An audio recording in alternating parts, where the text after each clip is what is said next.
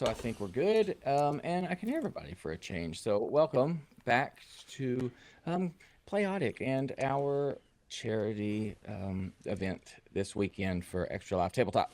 We played a lot of D&D so far this weekend and raised 1,600 amazing dollars for a lot of kids that need a lot of help. So thank you all for everything that you've done so far. It's an amazing. We've got a lofty goal of $10,000 this year, and it is a yearly goal, and we're well on our way, and it's very exciting. So thank you all for everything that you've done and will continue to do as we go through the weekend. We're going to take a break from the little whimsy and be a little whimsy in a different way with a little dark horror. So I want to give a little bit of a precursor for the people watching that have not familiarized themselves with Call of Cthulhu and kind of the stuff it warrants its own little introductory and warning. It is horror, cosmic horror kind of stuff, a little bit of body horror stuff. Try to keep it within, it's definitely within terms of service. And, it's set in 1920, but it's fictional, take away all of the prejudice, racism, all the horrible stuff of the 20s. And so it's a fantastical world. And so we do try to keep in mind that people might get grossed out about things. And so if you do, just kind of like, hey, Gup, that's good. And try to tone it down a little bit. But otherwise, yeah. Who's ready to it's deadly too. Shorty here has an amazing track record. Oh, so good. So good. I'm so good at this game. So many characters have survived. And I've got to play with all of y'all before. And I think I have. Brendan, you survived last year, if I'm remembering. Yeah, it's getting my teeth. Yeah. Ben Clover, you've lost a character to Call of Cthulhu with me. Missed a couple. I don't know. Whoa. Did you survive the face? I can't remember. That was the only one. The only one. That was okay. No, wait. She survived. She had plastic surgery afterwards. That's okay. Yeah. To have the face reattached. Okay. She survived. We'll try to get into some of that this time. I haven't run Call of Cthulhu in literally since last year's Extra Life. So if you catch me stumbling on a rule or something, just hey, be like this. Got my books with me, and we'll get through it as it comes back around. Besides that, I'll introduce who you're playing real quick with and describe who you are, where you're from, what you're doing, all that jazz. We'll start with who's beside me, Mildred Mist. Today, I will be playing Lady Mildred Appleton of the Boston Appletons, but most commonly, she's known as Millie. And when you see her, she is a very slender, very tall at 5'9", which to me is tall, for the record. But she likes to dress very formally and has her hair always pulled back in a faux bob and is very dark brown. So, very classy, very elegant. You said Millie? Yep, she goes by Millie. Okay. And you're did you say dilettante? Is that like your occupation? Her occupation is just a lady. Just a lady, okay. Just a lady. All right. And fantastic. What about down? Let's go to Brendan. Okay, there you go. You got it. Hello, I'm Brendan. I'm going to be playing Dee Dee, full name Dai McDetherson, but that's a little too silly. He's a character of mine, my first Call of Cthulhu character, and one who's managed to survive a number of instances, including last year's Call of Cthulhu game. This may be the year he finally croaks. He is a professor of psychology, deeply traumatized, and weirdly scrappy. He's about 5'6". He's light-skinned, he's got some burn scars, completely shaved head, very mousy and nervous, but a very sweet guy who is not afraid to punch when necessary. So. Remember Dee Dee, that's right. Oh, the lighthouse. Mm-hmm. The fond voyages on the ship. Let's move on over to Shorty. Hello, I'm Shorty Round. I'm be playing Victor today, a engineering student who is brilliant by his own account, but really, we'll see if he actually is. I can understand why Brendan was traumatized, his character, because I was there. I did not make it, though. F in chat.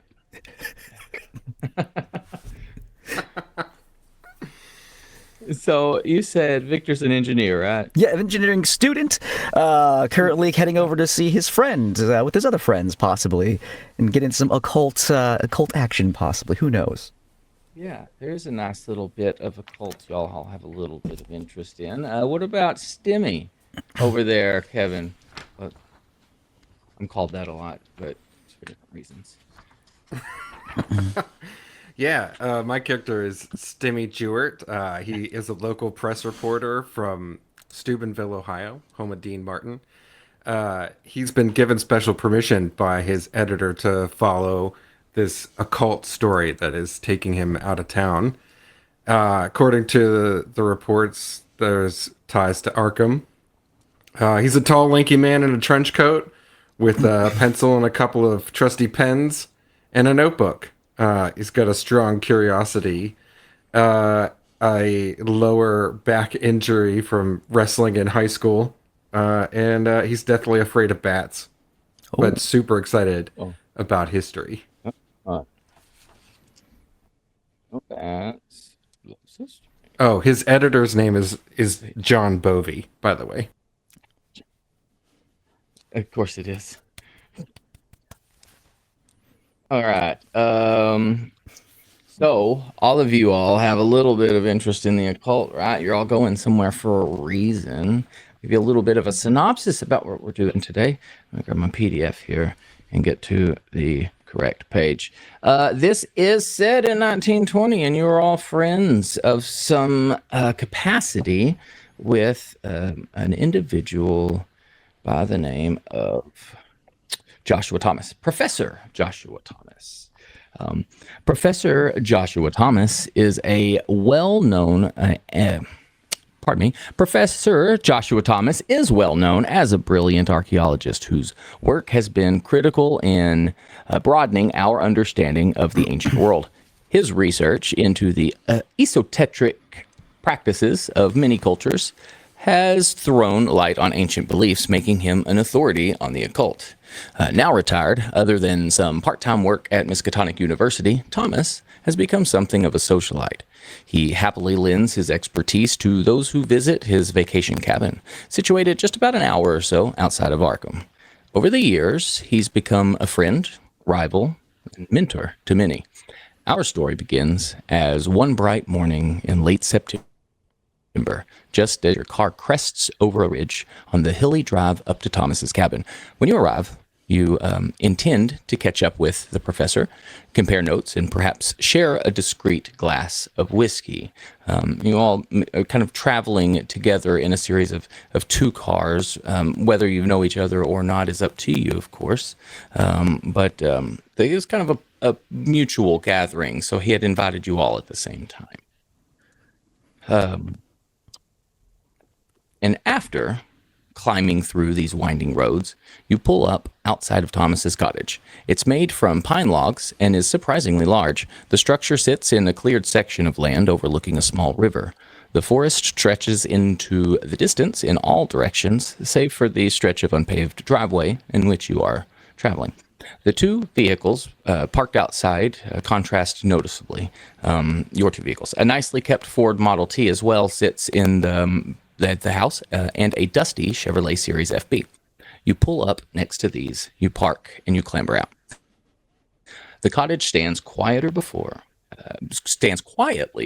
you. The plants in the nicely kept garden beds rustle as a cool breeze blows through, and when you approach the front door, it swings open, and a tall, white-haired man in a smoking jacket, a red velvety smoking jacket, looks out at you. This is Professor Joshua Thomas, and he steps out with a warm greeting. Hello. Hello. Hello, Professor. How are you doing today? We made it. I see you again, Professor. Nice to see you again as well. I see you have made it. Joshua, darling, it's so good to see you again. They Yes, it run up and is. embrace him in a lovely hug as if Oh. we're dear old friends. It gives you a hug. It's why don't you I'll go ahead and ask for a first roll here real quick. God. For hugging? A roll for hugging? Oh, boy. No, I Already? want to. I'm looking for where did it go? Where did it go? I want a not psych. What is it? I had my spot. Sorry, these PDFs. So ready to roll a D100. I'm wanting to know how well you know him. That's the role I'm Oh, looking okay. for here. This is just a and- cordial. Okay, sure. Yeah, that's what I'm wanting. And it had it here. It had it here. This is like I said, how do you know them? How well do you know them? Have them roll this. And where am I? You can. That's right. Okay, your choice. Here it is. I didn't go up high. You can roll, any of you, a charm, occult, or credit rating roll to see how well and in which capacity you know the professor. Well, all of us? Any of those? Yeah, yeah. All of you can pick one of the three: charm, occult, or credit rating. Okay. I think I'm going to do a I cult. rolled charm and I passed. Nice. What kind of was it? A regular success? It was a regular success. Now, keep in mind as well with all of these things we have, the donations, incentives, that while they're not working the same as D&D, we do still get a little bonus. The players will get a minus, what is it right now, 2? -3. Three. Minus 3, nice. To the rolls, which is actually good because in Call of Cthulhu, the lower is the better. Excuse me. I failed my occult check with a 69. I also failed my charm Nice. check with a Nice. 60. With a 60. Fail, 69, nice. And I what was about actually Steven sent Jarrett? here because I'm on academic probation. And they told me I need to go see the professor.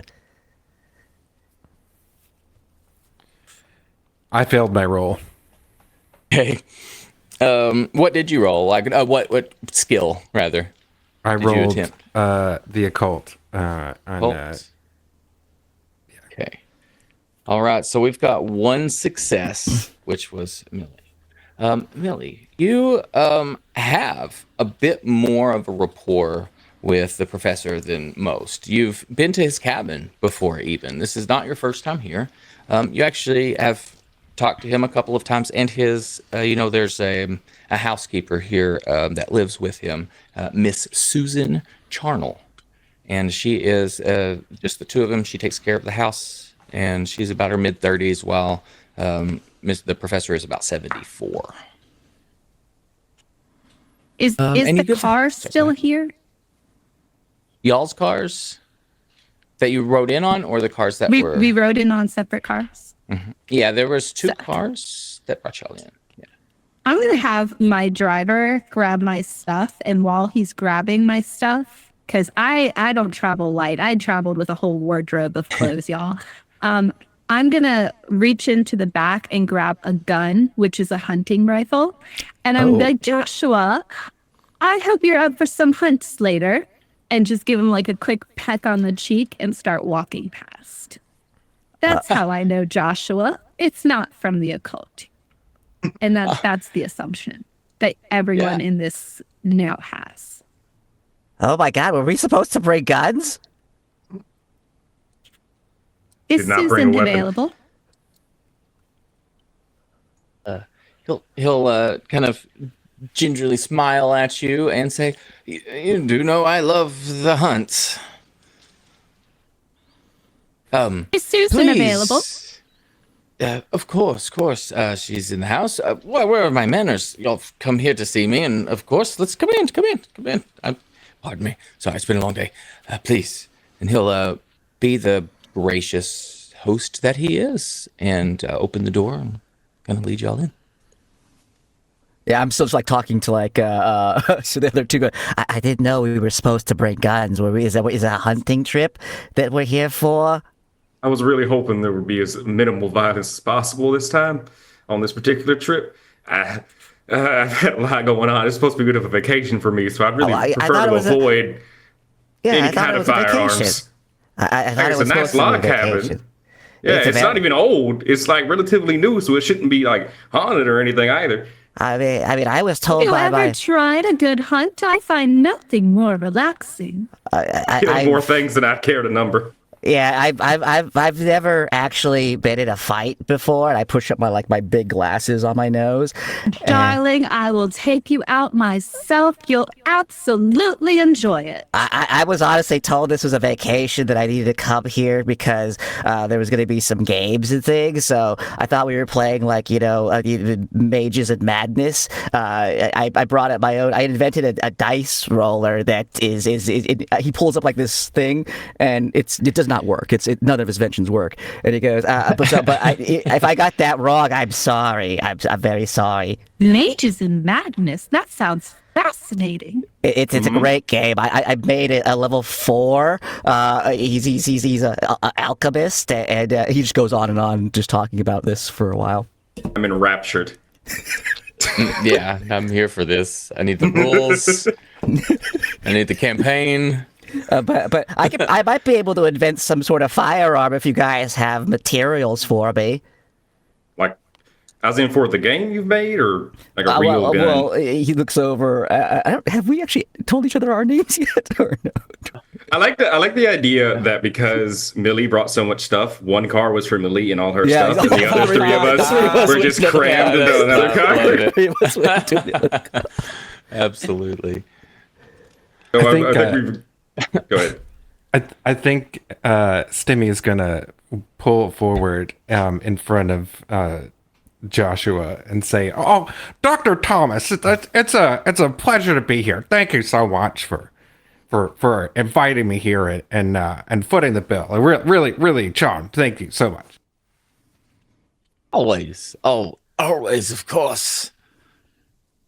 It's a pleasure to see you again. Professor, are you feeling all right? You're kind of stiff. No, I am sore, if you're asking. I woke up late. Had a bit of a bad breakfast on my tummy. It's been a little strange. I'm sorry to hear that. I'm used to you being a lot more limber and get up and go, so I just... Yes, perhaps I need my pip. And he'll reach over to the table and he'll grab this long wooden mahogany carved pipe. And he'll just take a lighter and smoke in. And he'll set the pipe down, breathe out. Much better. All right. Now we were here to meet. Tell me, what exactly? What have you been up to? I haven't talked to some of you in so long. Stimmy, what have you been up to? Oh, well, I've been out in Ohio, just reporting on the news, a little, writing some notes down and writing some articles in the paper. Okay. The article papers, you're doing pretty well with them, right? Well, I'm not writing any Pulitzers, but, I'm keeps my food on the table. Oh, it's a good one. Oh boy, that's good to see you again. Katie, what brings you out here to the cabin exactly? Is it that you're hoping to get out of our conversation? Well, I'm hoping to make up for the vacation I failed to have last year, because I went on that boating expedition last year, and everything kind of went sideways, and there was a lot of fire again, and I'm really hoping there's no fire I'm hoping I can just relax by a calm, controlled fire in your fireplace, and maybe get some reading done and talk about some of your research is really all I'm here to do. Oh, I do love a good boating expedition. Where'd you go? Well, we were meant to be going one place that I don't even remember the name of at this point. We ended up getting stranded on an island with a lighthouse, and it had some. And he just gets quiet. I'm sorry. Yeah, so that was the journey. Okay. Yeah, so all that happened, and I'm just looking forward to a nice, relaxing vacation with all you pleasurable people. So I hear Martha Vineyard is really nice. You should probably head out there next time. That's a great idea. Maybe I will. I've been really chasing a vacation for the last 4 years of my life. She's You- nice. You've been chasing, so you haven't got a good vacation in 40 I years. I may be. I don't want to say cursed. I'm very unlucky. Sometimes, most of the time, things are fine. 364 days out of the year, everything's fine. What happens on the last one? 1,000-yard stare. Yeah. Wait. So this is important though. Is this your 365th day of the year? Dee Dee looks at a nearby calendar on a wall and goes, "Oh no." Yesterday. We're fine. Everything's fine. That was yesterday. Oh, okay. What Yeah. did anything bad happen Something yesterday? bad happen yesterday? Yeah, a black cat crossed my path as I was walking underneath a ladder, but nothing happened. A piano fell 10 feet away from me, and everything's fine. Joshua, where do you find these people? Oh, well, I like to hear. I like to hear from all kinds of stories, even those that don't quite make sense to me right now.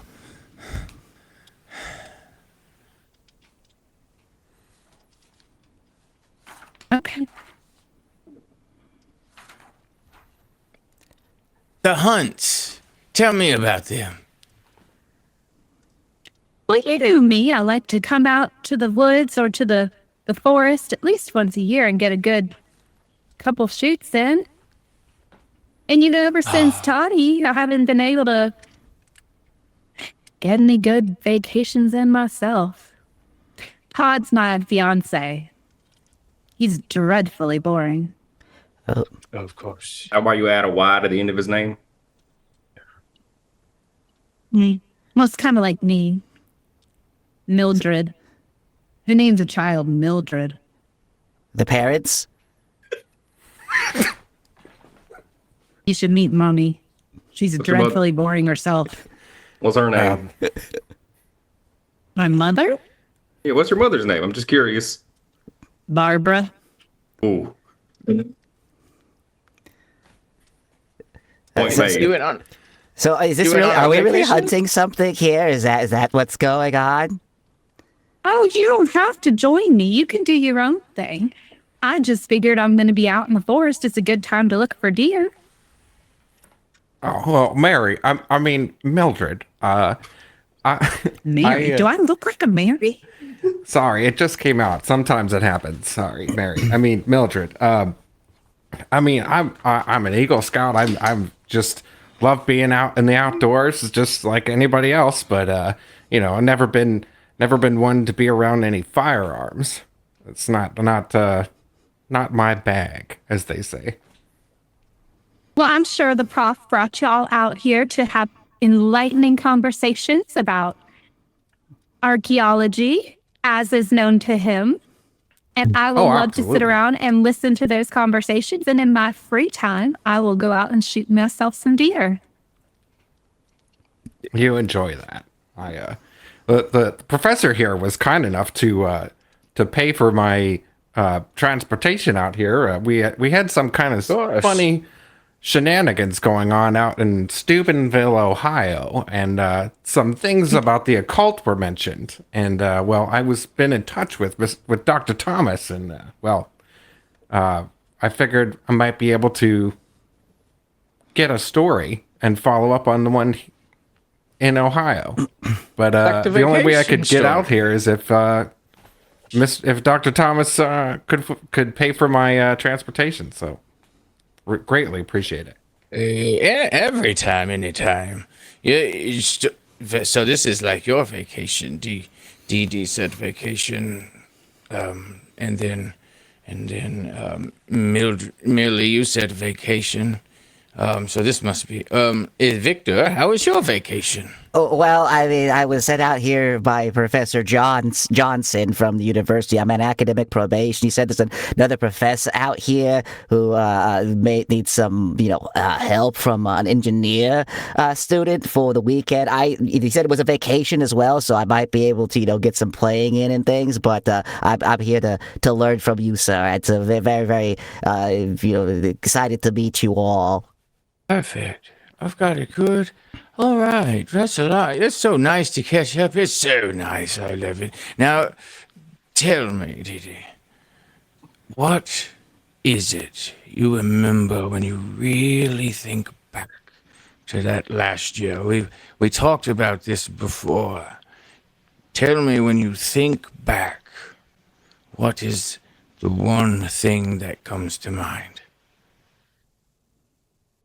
Edie focuses incredibly hard on this traumatic memory, looking inwards at himself, and you see he starts to tremble. His hands shake ever so slightly, and he just stutters out, "Fish."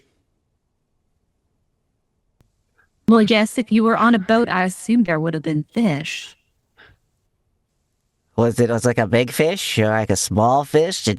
Were you cooking them or? No, they were, I mean, kind of. I was cooking them. The lighthouse was on fire, and they were in the lighthouse, and they all burned. But they didn't all burn. Some of them, they were on land. They were walking fish with pins and needles and claws and teeth and poison and fire. Oh yeah, the poison. That's right. Forgot about that one. Walking fish. Oh, fish with legs. It sounds preposterous and ridiculous, and so It's not I don't preposterous at all. Oh, Right. You've seen it too. yeah, yes, I've seen that. You've seen the walking fish. Every day.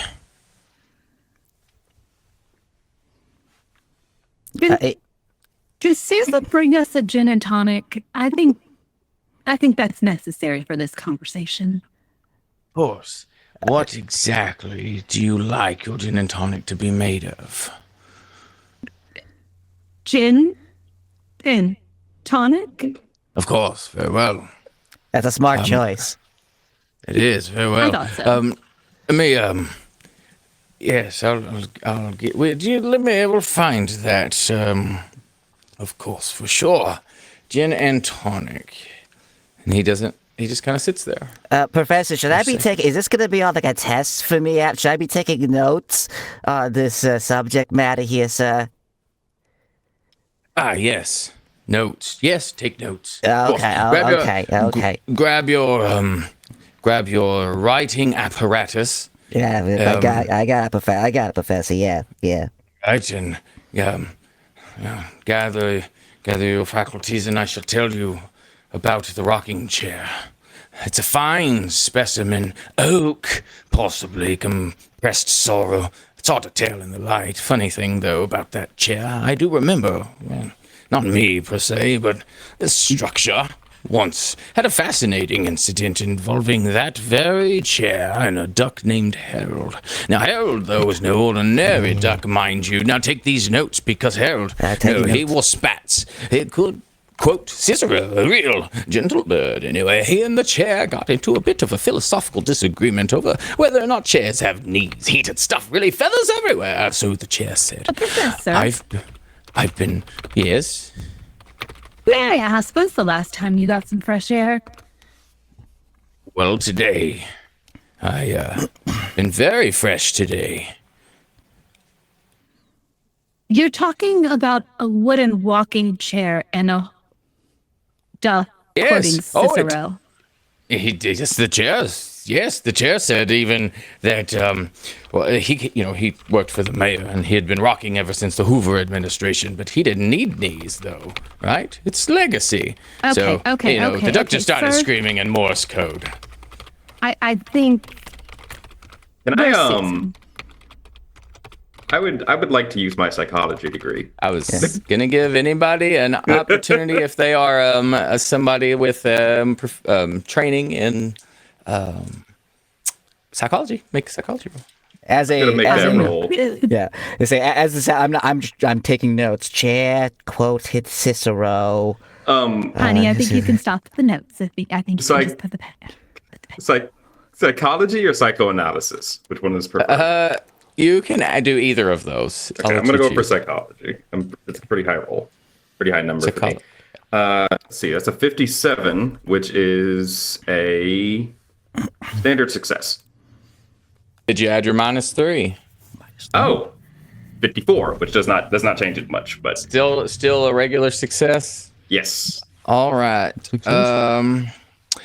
You notice that Professor Thomas has always been a bit unusual, but he's acting a little extra unusual, and he appears to be a little stressed, actually.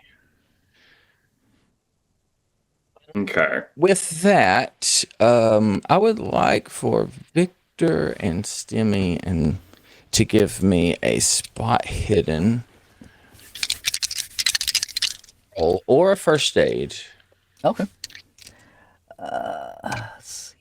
First aid. Yes. And then, Millie, I would like a charm roll, please. Spot hidden with a -3 is 42. That's a success. Regular success. Yes. Okay. I rolled for first aid and I got I don't know how to describe that. I got an 8. It's a hard success. What's probably a hard success. What's your number? My 5th is 6, so it's above. Oh, actually, no. It is a that would be a 5 -3. Is that what's your total number? What's your big number? Is that a critical 30. success or a hard success? Oh, I think that's a critical success. that sounds like a critical success. First aid It's base masters, right? It should be a 6 to be a yeah. All right, yeah, So you got that's a 5. critical success on yours. Okay, so that's critical, Jimmy and Victor. I got a 43. So that's a success. So regular success. Okay, And that was success. spot hidden. Sorry. Yes, correct. And Dee Dee, you okay? So you succeeded your psychology roll. You know he's acting even more peculiar than normal, and he's having a little bit of a stress. You can see he's stressed, a little sweating over the brow. Now, Shorty, you will kind of notice that he also is. You can notice he's a little stressed, a little sweaty. But further on to that, Stimmy, you've noticed a little bulge in his jacket. Slightly when he kind of turned around to start to sit down. And Millie, your charm. I succeeded. Okay. As he's telling the story, you stop him, right? Number. Not critical, but the one above it. Hard success. Hard success. success. Perfect. Even better. Okay, so y'all have noticed this while Millie is talking. He's had his story, right? And Millie's kind of like stopped him a little bit and trying to figure out what's going on. And Dee Dee's figured out that he's acting a little strange. Shorty's a little stressed out. And Stimmy, you can see he's got this weird bulge. And you do manage to kind of trip him up on his story a little bit. What was it you had said to him? Me? I asked him About fresh air? when's the last time he got fresh air? I got fresh air today. I had some for breakfast. That's not a normal thing to say. You don't Professor? eat fresh air. Well, I mean, Why we not? technically eat air while we're eating breakfast. We always are consuming air.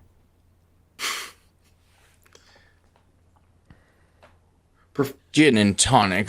Let me go get. Let me go see if I can get that tonic. Yeah, remember to keep the tonic under the sink. Can't. Yes, under the sink. That's right. Yep, absolutely. Ha ha ha ha! He's off his goddamn rocker. As soon as he's gone. He was not like this the last time I saw him. No, not at all. something that's very clearly going on. It's probably got something to do with whatever he's been digging into recently. If he knows about the fish that walk, then he's found something. Well, I mean, No, he just has dementia or something. I mean, is there a chair around here that looks like it might quote Cicero that might have an explanation? I mean, there's the as chair far you're as sitting in. No, You're sitting in a David rocking just needs chair. A doctor. Am I sitting in a rocking chair? Are you And the duck's sir? on the mantle. He was just saying shit he saw around. I'm just having a blast in the rocking chairs going back and forth. You're like, I don't know. They should really have these things in school. They're great. Shall know we what, call a Didi? doctor? That was really on the head. If you would have got an extreme success, you would have actually noticed everything that he was saying was in the room. But that is that's funny. real, so I'm giving it to you. Yes. 'cause Oh, that's incredible. perfect. Everything is in the room. I'm just making shit up. That's awesome. All right, cool. Yeah. God, Nice. all right. He needs to see a doctor, y'all. Oh, we could call mean, I him am up a here if doctor. you want. I would say, yeah, don't we have a doctor here? Is it- I'm a doctor of psychology, so as far as his mental neuroses, I feel well equipped to handle those. The trouble comes from the fact that I don't think he's got a typical case of, stress. I think he is not himself, and not in like he is acting unusual kind of way, in a not himself. Sir, no offense, you also said that you saw walking fish. So, And that was a real thing that happened that the government covered up so people didn't freak out about it. okay. I've got you. And I need alcohol. Did these walking fish have names, Dr. DD? Well, presumably they had names for each other, but it probably just sounded something like not anything you could say with a human mouth. If you had to spell it, Probably like FLG apostrophe YGH apostrophe NST apostrophe U. I'm still taking notes on everything. Apostrophe you. Got it. You have to understand, I sound crazy, but it's only because I've understood so much already. And it's difficult to bring down from the level to explain things to other people. But I think there's definitely something wrong with the professor. But what if he's not crazy? What if he's just got dementia or something of that nature? Yes, your dementia. Here you go. And he hands you a glass of water. Is it And, just and water? tonic, right? Dementia and tonic, right? Here you go. And he sits back down and he grabs his Thank you. pipe and he goes to smoke it. And you've noticed he hasn't ever exhaled smoke. He doesn't have anything in it. He's just an empty pipe. Drink the drink he just provided me. I'm just gonna put it off on the side. Yes, so tell me, could you, Victor, tell me, what do you remember? What do you remember the most about that project? That we were The one talking from about? Professor Johnson? Yes, that one, of course. I remember it was very, very, secretive a little bit. I wasn't allowed to get, all the information, but it was some scary things in there, some occult stuff he was talking about. He sounded a little bit like you, which is why Victor's not super curious about him being weird right now. He's like, this is how all professors are, really. This is how they all are. Including You just heard it saying. Exactly. This is how they all turn out to be. And then I meet DD, who's also talking about fish people, so it's just a normal thing for me. This is how professional. He was talking about some stuff. The one thing he always told me was to make sure I protect my blood. I don't know what that means, but it sounds very important. So I was very. I'm always again making sure that I'm protecting my blood. But he had a secret room, and I really did a lot of notes for him. And then he asked me to try to work on a few mechanical pieces for him, but I never really understood what they were for. 4 mechanical pieces. That's right. I remember. What was in the secret room? You know what? I tried to go in there once. I swear I saw what looks to be like, some weird, like, lighting in there. There looked to be like a skeleton of kind of like, I don't know, maybe a big mouth and like a fish kind of like maybe face, but I don't remember a whole lot besides that. He said it was just, he was doing some, forensic studies on some ancient fossils that they found, but it wasn't mechanical, so I really didn't care at the time. I really like building things, so he was just doing some boring like bone stuff. He'll reach over and he'll just sitting the closest to him. And he'll just very gently kind of pat you on Still the rocking on the knee chair. there. And you're so very good at building too. I am. I'm very, very good. Everything I remember everything has been so well done. So am I getting an A? Am I passing? Am I going to get off academic probation soon? You are going to be the absolute top of academic probation. There will never be anybody in academic probation so profound as you.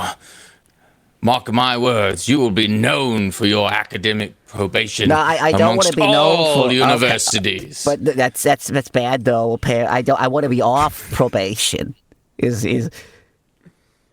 they won't let me Only have once- my tools back until I get off probation, so I can't build anything. Only once no. you get off of probation can you truly rise through probation. Now, Stimmy, you tell me about this story you were writing. I remember you said something to me the last we met about this story you write. Oh, well, it's a story you've heard. It's a tale as old as time.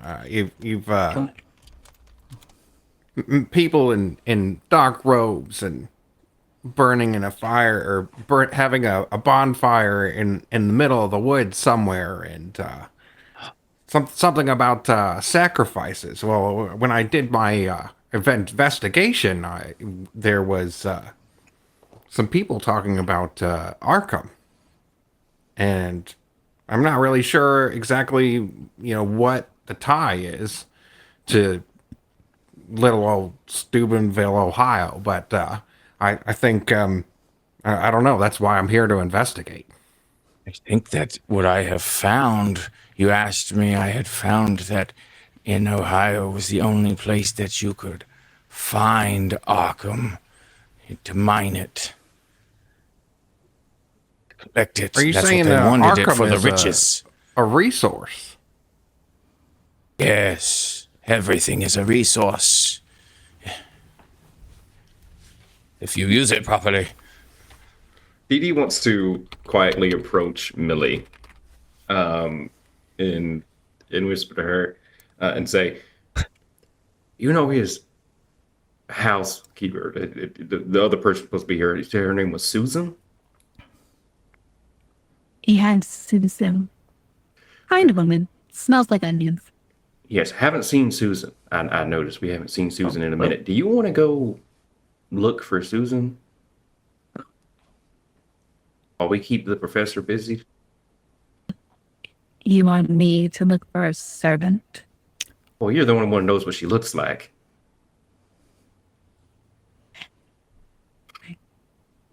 And then I'll like begrudgingly get up.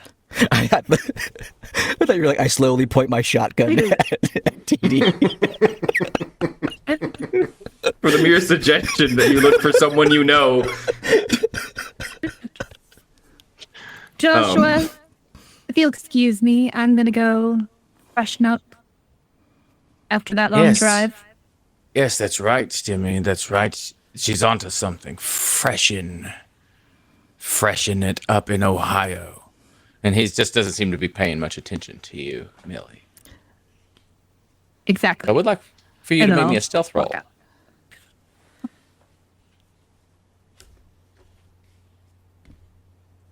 Stealth is on this list. Someone passed.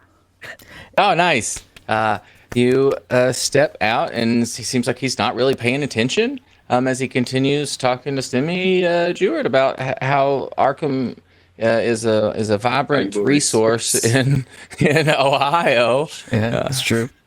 Is it the main export of Ohio, Arkham? Is that what the resource is? Yes, you Okay, must okay. export. It Always. must export resource, yes. Yes. It's the only way. Oh to no! grow. Wait a minute. I've never heard of Arkham as a export of the state of Ohio. What are you talking about? Ah, yes. Well, it's got the teapot, of course. Don't you remember? The teapot. I know you're wondering about it. It's quite the storied object. See, and he picks it up. It came to me through the most curious series of events involving a top hat, 3 turtles, and a legally questionable chess match in Sudan. But you see. The teapot once belonged to a rather eccentric inventor, and his name was Horace Puddlewick. You've probably never heard of him. He was an early pioneer in the field of quantum tea mechanics. Fascinating stuff, really. He was convinced that teapots could only function properly if they were symbiotically linked to a tap-dancing penguin. They didn't quite understand the theory, but he insisted in this teapot... Well, it has the distinction of being the last known teapot to survive the tea to an invisible octopus. Quite wild night it was. That octopus didn't touch its tea, of course, they don't ever, but it insisted on telling me about the significance of the socks in ancient Babylonian rituals, and frankly, I was riveted. Horace Puddlewick, a very serious man, spent 2 decades trying to teach his teapot how to juggle. Some of them had rather dramatic personalities, but one in particular was Bernard. And now, see, Bernard was special because he locked himself in a cupboard and refused to come out until someone could prove that the moon wasn't just one big egg. So I got a little bit worried, and I took Bernard to a specialist in mystic cookery therapy. And this teapot here was supposed to be his emotional support vessel, apparently, but it has residual powers from the time that it was part of the Great Custard Rebellion in 1873, which I'm sure you haven't heard of. Of course not. It's classified. It's always classified. Get it down. But rest assured, this teapot has seen some things in it, holds its secrets, the kind of secrets that could unroll the very fabric of your soul if you were to drink from it during a blue moon standing on the foot. Trust me. Blue moon. And the Custard Rebellion was 1873. I wrote this at 3 o'clock in the morning after I had cleaned up my floor. While that's happening, these two seem very invested. Dee Dee's gonna dip and try to go with Billy to find 6 during this conversation. I look over at Stimmy and go, I know you're a journalist. If you want, I can share my notes with you on this for your story afterwards. I've been taking pretty active notes on it. I'm much appreciated, sir. I do. You're a gentleman. An absolute gentleman. I'm like wearing like, you know, really kind of like a like typical like engineer, like kind of dirty kind of like coveralls and stuff like that. I'm like, oh, gentleman. I've never been called a gentleman before. That's very nice. Okay. Now, what were the secrets of the blue moon again? Oh, the secrets of the blue moon. Well, it's long story short. Well, long story longer. We opened. If you do what drink standing still underneath the blue moon, you might open up a rift to a pantry dimension, and that's where the spoons come from. So don't trust them ever, and they know your birthday, of course. But back to the chair that you're sitting in. I'm imagining the keyboard noise is actually like a whole ass typewriter, like, and I'm just like the old school.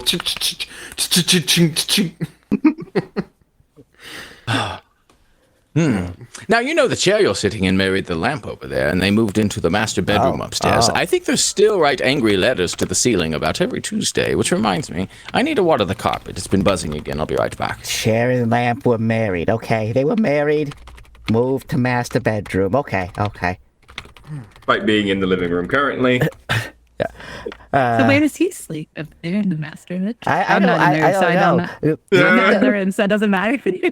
I think if we're following his logic, he sleeps underneath the driveway. Oh, okay, because I was gonna say, Stibby, should I get off the chair? Will the lamp get jealous that I'm sitting on its husband or wife? Oh, well, have you asked it yet? Oh, you're right. Chair is. Should I get out of you? You just got. We're all listening. Listening intently. Stibby, Maybe we were all mad. all right, so I don't know what that means, Stibby. What should I do? Well, whenever I get the silent treatment, I usually just go out to the bar and have a drink. Should we go find a bar then? I'm sure there's a. We're looking for. I'm sure there's some fine spirits in this establishment. We have a. Fuck, where it is. So Millie, You know, a wet bar or something? Is there? Oh, Yeah, we wet go- bar. Well, Yeah, we could it search sounds like for you one if you spilled the want. alcohol. If it was wet. Oh, that's true. That's true. I could try to make a dry alcohol. It's not the alcohol. The alcohol goes in the glass, not on the bar. You don't. I'm not used to coming to fancy parties and stuff here. But speaking of fancy parties, yeah, make yourself useful, and he's going to hand you both big cups of water, and he's just going to start throwing it on the carpet. Oh. Okay. And he's got smell like the water. 15 cups of water on like one of these fancy little trays that you would serve people on. And so while y'all are tossing water on the carpet, it's a phrase I didn't expect to say today. Dee Dee and Millie went out of the room, right? Yes. Mm-hmm. Okay, what are y'all doing now? Say, Millie, you having been here before, know a little bit more of the layout of the room, which I am able to give you a handout. But ultimately, I'll just the layout of the house, and there are 2 floors and a workshop underneath in the basement.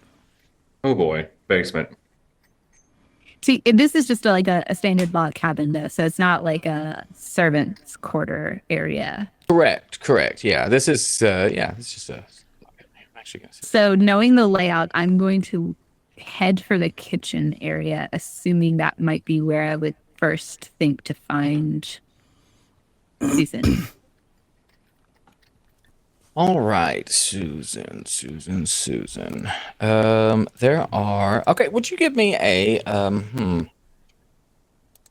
looking for Susan. Give me a not perception. Yeah, give me a spy hidden. We'll do spy hidden. I think that's gonna best. Is there a way to assist Absolutely. in Cthulhu? I forget. You can also roll a spy hidden. I'll give you Okay. that if you want to try as well. Alrighty. I got a hard success on spy. So I can't remember. I don't remember. Hey. Is there a Success. way to? I don't. Is Hard there? I don't success. think there is. I don't remember. I don't remember. I feel like there might have been something with rolling yeah. dice a certain way, but I don't remember. Oh, yeah. I can't. Yeah. I know there's the extra tens die you can do. Let's not bother because I Yeah. just rolled, for fun. I wasn't really rolling because she got a hard success, so it doesn't really matter. But I rolled and I got a 100, but that doesn't matter and it's not important. Oh, so let's just not worry about it. It doesn't matter, right? It doesn't matter. It's not important. She got a hard success. We're fine. No, it's not important at all. So, Millie, you step around on the first floor into what, there are bedrooms. You look in one, the door is open, and it is guest bedroom. We'll say number 1, and it looks, the bed is unkept. The floor looks dirty like it hasn't been swept. You move past to the next one and look in the door. The beds look unkept, and the rug is kind of pulled over, like it's been kicked over and not straightened back out. And then you step up to the stairwell, which leads up to the next floor, where the master bedroom and where Susan usually stays as well, and another guest room.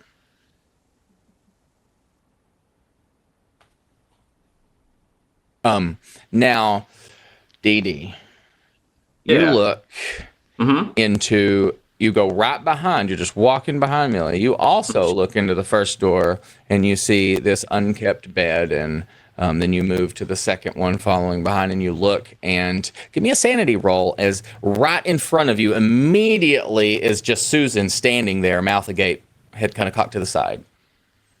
God in heaven. Wonderful. My sanity's already Wait, but so I didn't good. see that? Okay. Nope. I got it. Okay. Did not. Here we go. I got a 50 sanity, so it's basically flipping a coin. That's a 15, which That's a is success. a hard success, I think. Right? Yeah, because half. Yeah, less than half, but not a fifth. So Perfect. You take no sanity damage. You wipe your eyes and you look again, and you don't see Susan. You see like a mannequin that would hold like a dress to be like pinned and sewed upon, sitting across the room with a dress on it. But that's it. Nobody's there. oh God. Catches his breath, calms himself down. I said when we first got here it wouldn't be haunted, so it couldn't have been what I thought I saw. Couldn't have been. What did you think you saw? I thought I found Susan, and I thought that she had a bent neck and a mouth agape in a spectral form, but it was just a well, that mannequin. would explain why these rooms are a hot mess. She doesn't seem to be here, so maybe she's maybe.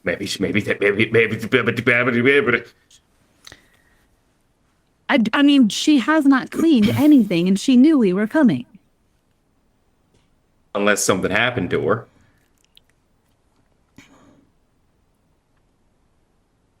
We have we have reached another $100. Hey! Which brings our total currently up to over 1,700, which will trigger a heal. I'm gonna bank your heal for you. At least bank one heal for you. One heal. So, Excellent. Yeah, bank one at least for you. Let's see.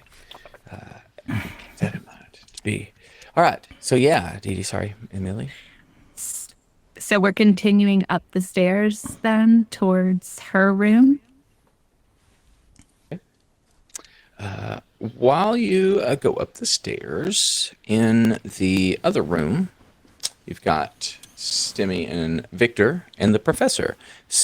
You've now run out of glasses of water, and then he just sits down in the floor, crisscross applesauce, and he says, "Come, please, let's speak. It's very dire." Okay, Professor. I sit down on the floor in the water. I'll take my trench coat and use that as a buffer from the water, and I'll say, so you're saying the moon is just a one big egg? What? I'm confused. You're not seeing the whole picture, Stimmy. It's not just one big egg. It's one gigantic picture. You've got to look at it. If you look at one egg, what do you see? One egg? Exactly. But what if you look at three? 3 eggs? That's a few. Imagine it. That's a few. Yeah. Correct. He grabs his notebook and he begins writing in it. Now, y'all can give me a spot hidden. Okay.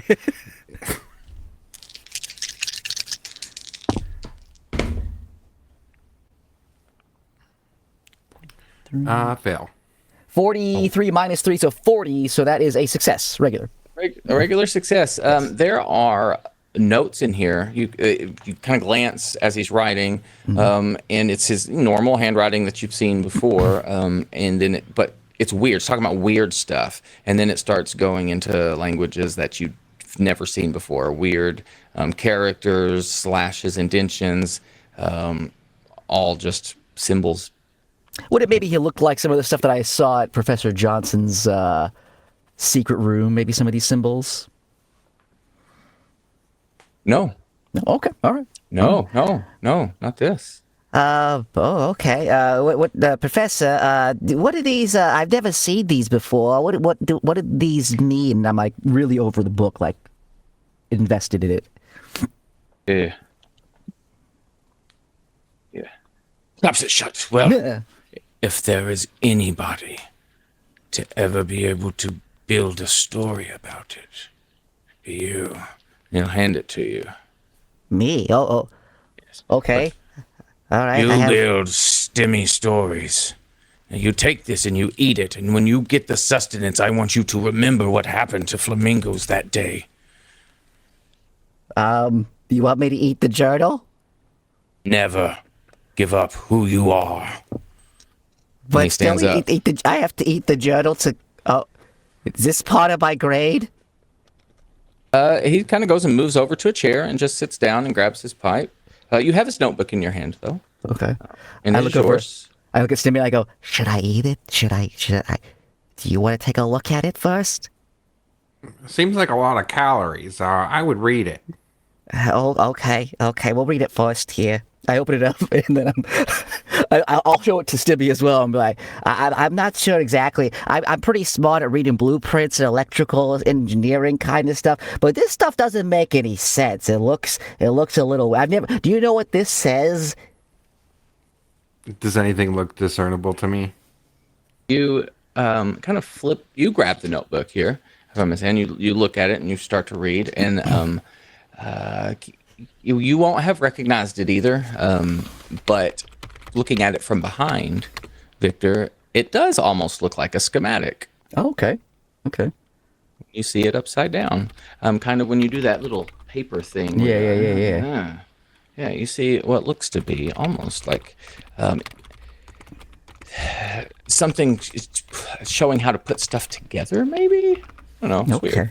Is it anything like discernible, like pieces, or is it like anything like? Is it like it look like a chair needs to be like attached to a lamp somewhere in this book, or do I understand any kind of the pieces that it's looking for? Or is it all nonsense? Okay, cool. Occult roll. All right, this can only go well. That is an 83 minus 3, so that's 80. I have an occult of 5, so that's a fail. That's a no, That's a not big at fail. all, not one bit. Stibby, yeah, I don't understand any of this here. I mean, it looks like schematics, but I don't know, like, usually there's like, you put a bolt here, you attach it to this here, you could create something here, but this is, I'm lost with this stuff. Do you have any ideas? Well, this isn't my area of expertise. I know a lot about history, but I don't know that this is all gibberish. It's all crazy talk. It's not even talk. It's on the paper. Yeah, I was worried. I didn't want to say anything to the professor because I didn't want to get in trouble at school and stuff. I don't know if you heard I'm on probation. But yeah, I don't, I'm not sure what we should, Where are your friends? And he kind of walks over and he puts his hand on Stimmy's shoulder, a little firmly. Where did our friends go? Oh yeah, well, Mildred went to freshen up, and I believe Dee Dee went to go check under the sink for some more water, if I'm not mistaken. Turns around, keeping his hand on your shoulder and looking at Victor.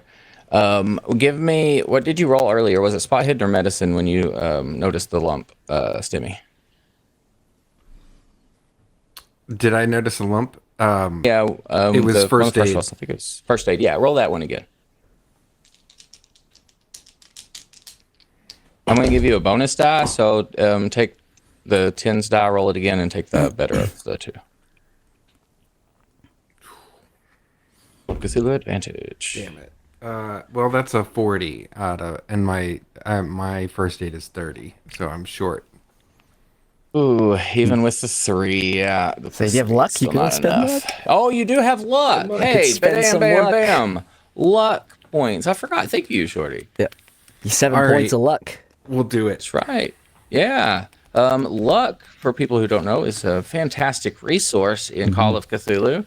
That rarely gets replenished, and it dictates some things, and you can spend it every now and then. I like it when you spend it because when I need you to roll luck, it makes it harder for you to succeed.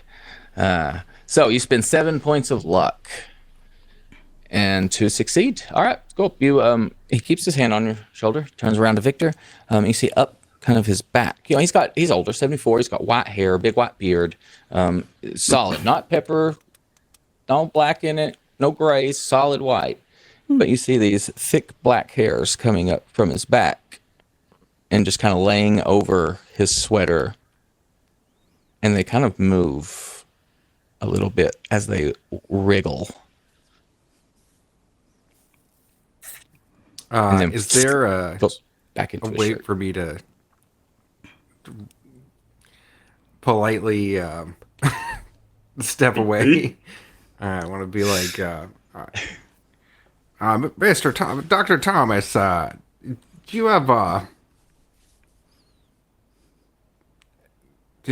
have you seen I got nothing. There's nothing. Are you trying to get up though?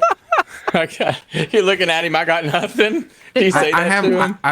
I left my other notebook in the car. Do you think I can go grab that real quick? Or push the roll. That's right, Holdren. You can push rolls as well. Yep. Oh yeah, push rolls. Do you say that to him though? Yes. You're wanting to go out to the car? Okay. Are you trying to get up while you ask him? I move a little bit, but I'm not like trying to force away. Testing him. Okay. Because he holds a pretty firm grip. Right. I think we ought to make sure that they're not bothering Susan. And then he looks towards the end of the hall in the direction of a door. And then back at you. Keeping his hand on your shoulder and looking at Victor. Come here, friend. Let's get close.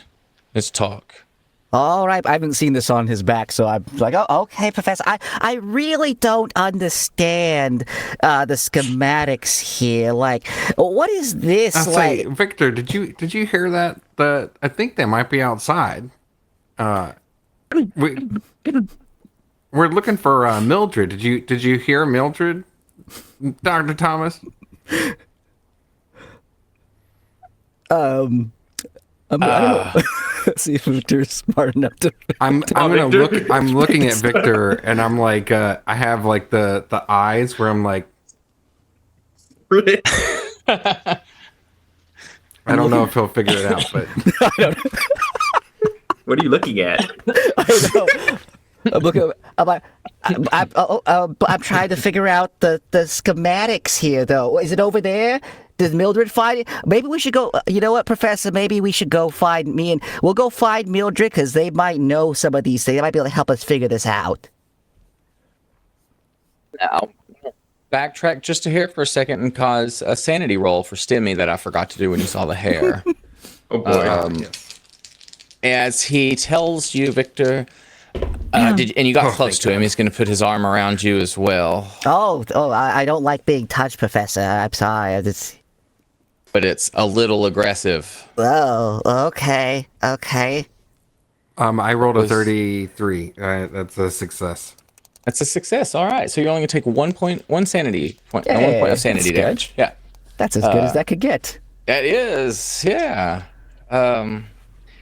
And yeah, he's trying to pull you close. It's almost a little aggressive. He's being very assertive right You now. know, Professor, I don't like being touched. It gives me a little bit of I start breaking out in hives when people touch me. It's I have a note from my mom that says people should not be no physical contact at school and things. The hair begins to come out from under his sleeves, out from behind his neck. Oh. And y'all are about to have a little bit of an encounter while we go upstairs to the second floor, where they don't know any of this is going on. And what do y'all do when you get to the top of the stairs? Is the door shut?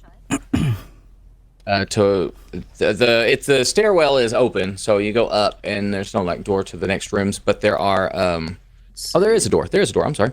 Yeah, so we'll say the stairwell door is open. I see. I meant to her room, like her bedroom. To her room. Yeah. All the doors are open to the bedrooms. Yes. All bedroom doors are open. All of the doors are open. I'm going. While Mildred's looking into Susan's room, or what can presumably be one of these rooms, maybe Susan's, I want to check the bathroom because I want to check the bathtub. Okay. All right. Walking into the bathroom, Dee, you feel wet water has been just kind of sitting stagnant on the ground. The tub is no longer running, but it had overflowed. And inside it's got a tint of red and like a little blob of black stuff by where the drain would be. Would you give me a no roll? Give me a knowledge. Is it no? Yeah, no roll. Knowledge What roll? is it that? No, I want to know if you can discern what it's the roll. Discern if this is. Yeah, give me a no roll. Yeah. No. Okay. See if you can tell what this is. Discern what this is down here. That's what I was looking for earlier. Okay. I'm looking. If anyone can help me, that would also be great. Looking for where no is on my It's just a basic education roll, so you roll your education. Okay. Yeah, Oh, yeah. I see it. No, I see edu and no. Okay, sweet. I'm great at that actually, there's- which sucks. Nice. Yeah. That is a 46, which we're getting a -4 at this point. Yeah. -4. Yeah, So another 42.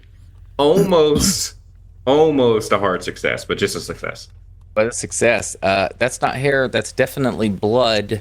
And you kind of get a little closer, and it just begins to climb out of the tub. Go ahead and make me a sanity roll. Okay, rolling sanity.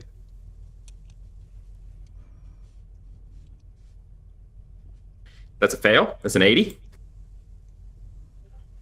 That's a fail. You're gonna take 3 points of sanity damage Wonderful.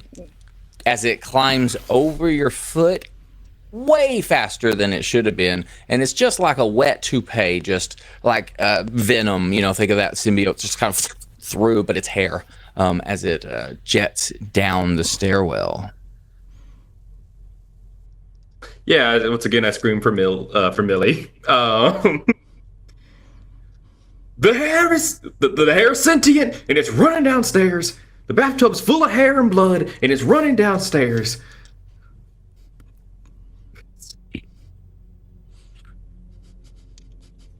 First off, Look at me like I'm called crazy. for I me literally to just come saw. towards the danger. Well, yeah. Secondly. Am I supposed to handle it myself? Secondly, I'm assuming in the bedroom. Did I see anything? All the bedrooms are empty. They look like the beds are unmade, and the floors have not been swept. So then I'm gonna come running because I hear him screaming. Hmm. Are you okay? Oh, hair, bathtub. Look at the bathtub. Blood. A sentient mass of hair just ran down the stairs. You can see the trail of water and blood it left behind. It rolled under my foot, scared the bejesus out of me. It's probably going to go do something really fucked up downstairs. But do I see anything out of the ordinary? I feel like that whole conversation is out of the ordinary, but yeah. So I want to say, yeah, you do see a trail of wet going down the stairs, like wet, slimy. Obviously, Susan doesn't clean. There's water all over the floor. But sir, you just need to calm down. Let's you and me go down these stairs and follow this trail of wet. And I'm sure do you the need end of some it, fresh air. I literally just had fresh air. Really good. We breakfast. walked inside this building together. You want to take a seat? Can you Here, look in the sit- bathtub? Sit on the toilet. Dude, can you look in the bathtub? We're in the It looks bathroom. wet. You would. Do I'm you see the looking at blood? it. It looks wet. Do you see the blood? Do I see blood? Yeah, as the tub starts swirling because the thing is no longer clogging the drain, you see the red just kind of like tornadoing down. I think Susan may be in trouble downstairs, and we should go downstairs and see if we can help Susan. We should call the police. That's what we need to do. The phone is downstairs. Let's go. Okay, come on, let's Okay. go. So while all of this is happening, Shorty and Kevin, you are entering this. I would call it for what it is an altercation. He is not going to let you go, and you see these hairs distending from various parts of his body. Now, go ahead and make me a sanity roll. Okay. I'm going to say Stimmy as well, because this is more than just coming out of the back of his sweater. Oh boy. All right, so I rolled a 20, so that's a pass. I rolled a 60. That's a non-pass for me.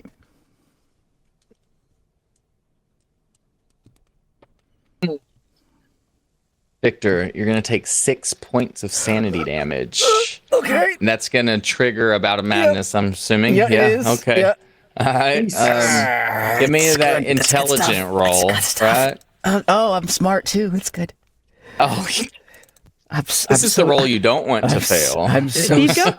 I'm so smart. Or you want to fail this one. I want to This fail is this the one. one. You do fail. Let's Yeah. see here. Okay, so you said, You already I'm are sorry, punished for you being said- smart in this You system. said 6 points of sanity damage, right? Yes. But Okay. now you understand what's happening. Yeah. Oh, it all makes sense. It all makes sense. That is a. Oh no. It's can I push? Can I push those? I don't think I can. Right? Not You on can't check. push. Nope. Not on that one. 68. So I passed. Oh, okay. So you see this to be what it is. Yeah, this is hair at first glance, but it's more silky, very, very fine threaded, and it seems to be organic. It's moving independently of one another. So, like as he moves around, they are doing whatever they want as well. In no discernible fashion.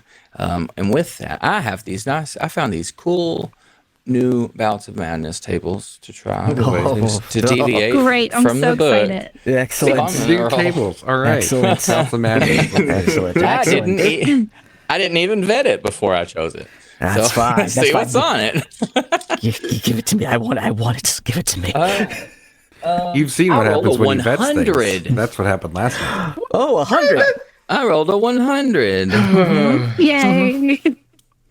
Okay, That's the best number, right? Best number in Call of Cthulhu. So something For sure. has twisted you, and you no longer like you need to get you have something comprises that something that you're tied to, some treasure, some possession, perhaps your notebook, maybe of your notes. That is the source of the evil. That is where this is coming from. And the only thing you can do to fix it is find a shovel. Oh my God. It all makes sense now. Everything makes sense. I didn't bring my portable shovel with me. Oh God, I need to get a shovel. I didn't think I would need it here for this. I look around. Stibby, do you have a shovel? No, not with me. No. Drat, I need a shovel. I need something. Ooh, baby. Maybe I get a big spoon from the kitchen. Maybe that'll count as a shovel. I'm gonna try to get away and get You out of are the grip. obsessed and fixated with finding that new object. Yeah. I get it. I finally get it. The moon, the egg. We gotta bury it with a shovel. I need a shovel. A shovel is the key. It's the key, Stimmy. It's the key to everything. Is the shovel. So as he starts to move to try and find the shovel, I assume, Dr. Tom. It is a doctor, right? He is a doctor. It is, yes. Yeah. What are y'all's He- dex scores? Oh, yeah. Mine's actually pretty good. It's a 70 for mine. Mine's 65. Pretty good. But my dodge is 100. I've made Oh that. shit! Oh, nice. Oh shit! You came Victor, what prepared. was yours? So, Yeah. Stimmy is I told you he was a wrestler in high school. So he knows a thing or two about getting out of a grapple is where I'm going with this. I played a brawler in Mages and Madness. That's my only extent of wrestling moves. Here, I'm going to send you a little snippet in the Discord if you want to see what this thing looks like, because you know you like it. Oh, of course. This is only going to help You the want me sanity. to actually take sanity damage? This is the thing that went down the this'll only stairs. help. Oh boy, Cinti, that's not hair. That's yeah, That's a lot worse than hair. yeah. It is not Got my hair. beak. And most hair does not have beaks. Okay. Okay, so you're wanting to get away from his Yeah, grapple. I need to get a shovel. I need to get a shovel. Shovel. My thought is if Victor is already trying to get away, I want to also sort of use that momentum to kind of like instead of push into or push away from the doctor, I would like to almost roll and like actually like pull away so that if he's holding on to me, both of us are pulling him in that direction, so the momentum will actually take him to like sort of fall over. That's my thought process. I got you. All right. Well, we're gonna enter the combat mode. Oh, so yay. Stimmy, you're at 65 dex. Dee Dee, what is your dex? Oh, mine? Oh no. Yeah. Oh no. I thought it was safe upstairs at 50. He got his calendar wrong and today. Is the 365th day. It wasn't yesterday. Victor, what was yours? Who's? What was I'm your sorry? dex? Your dex, Mine? sorry. Mine was Yeah. 70. Sorry, 70 and Millie. 45. All right. So his also is. So we'll say Victor, as you're trying to get out to the shovel. Technically, you're faster, so you're trying to go get a shovel right Yeah, now. I need a shovel. I need a shovel. I need a shovel. He's got a hold of you though. What do you want to do? Professor, Professor, the moon, everything, it all makes sense. I need a shovel. Do you have one somewhere? Professor, get off me! And I'm gonna take the notebook he gave me. I'm gonna try to like just kind of smack him in the face with it so I can get away from him. Nice. Yeah, roll me that. The unarmed. So you'll do brawl. Oh, it's a brawl. Second Okay. brawl. All right. Yeah. All right. With my noodly arms, I'm just gonna swing and try to get. Let's see here. That is a 26 minus 4. That is a 22, which is a just barely. I have a 25 for brawl pass. Pass. Now, what do I get to add to mine again? It Plus was minus -9. 9, Minus but we got another 100. So what does that minus- make it now? It goes up 3 by you, right? So God. 12, right?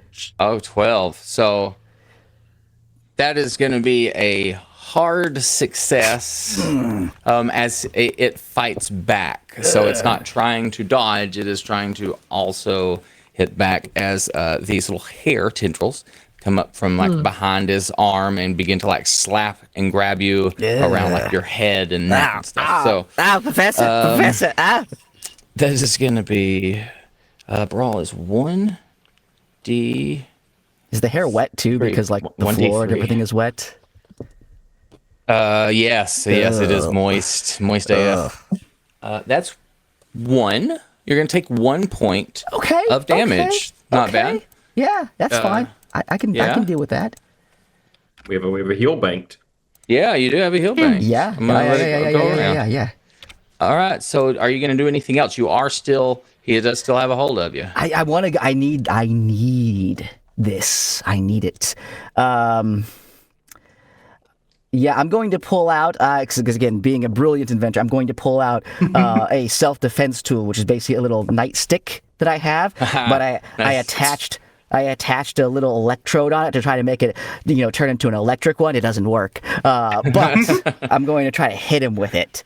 is what I'm going to try to do. All right. So, I'm like, Professor, let me go, or I'm gonna have to do something that I don't want to do, and then I'm just it's gonna shoot out. I'm just gonna try to smack him with it. It's another. Again, I don't have anything for it here. It's just a brawl. Roll. Yeah, roll.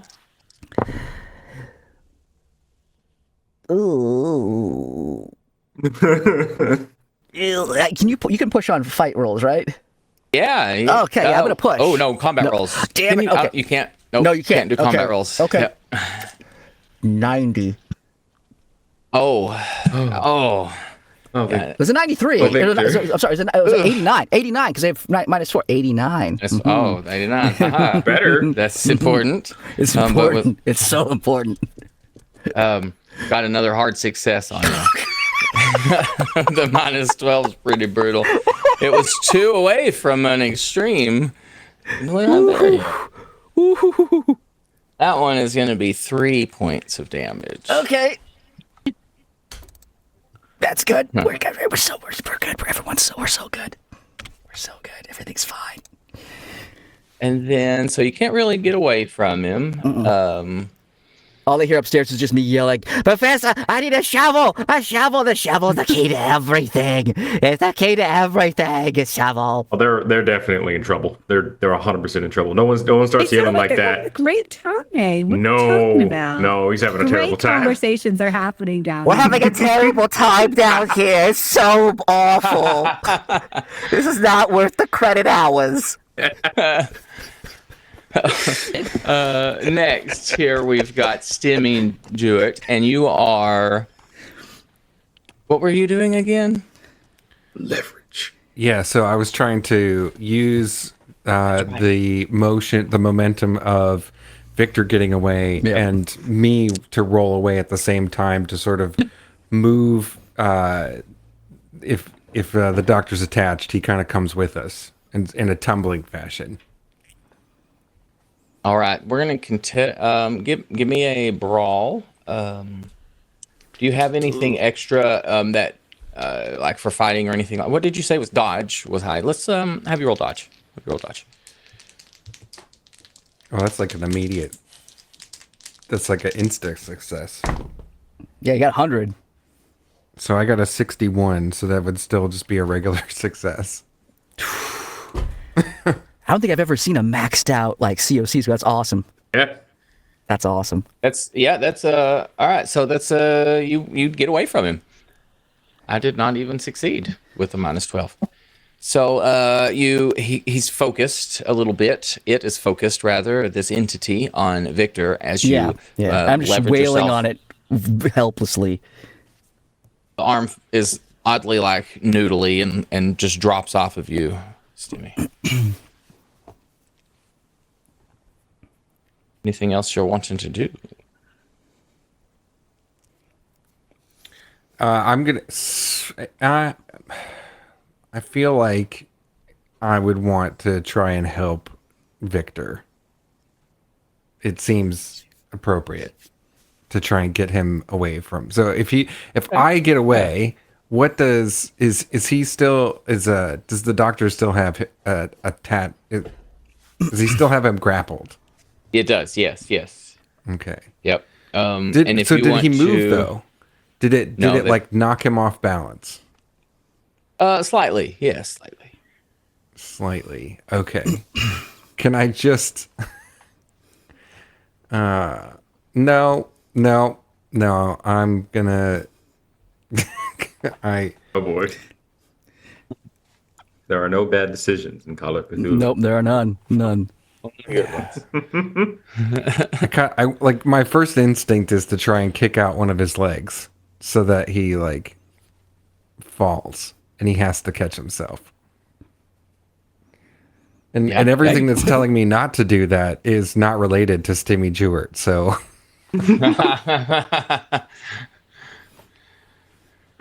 You want to trip him? What would Stimmy do?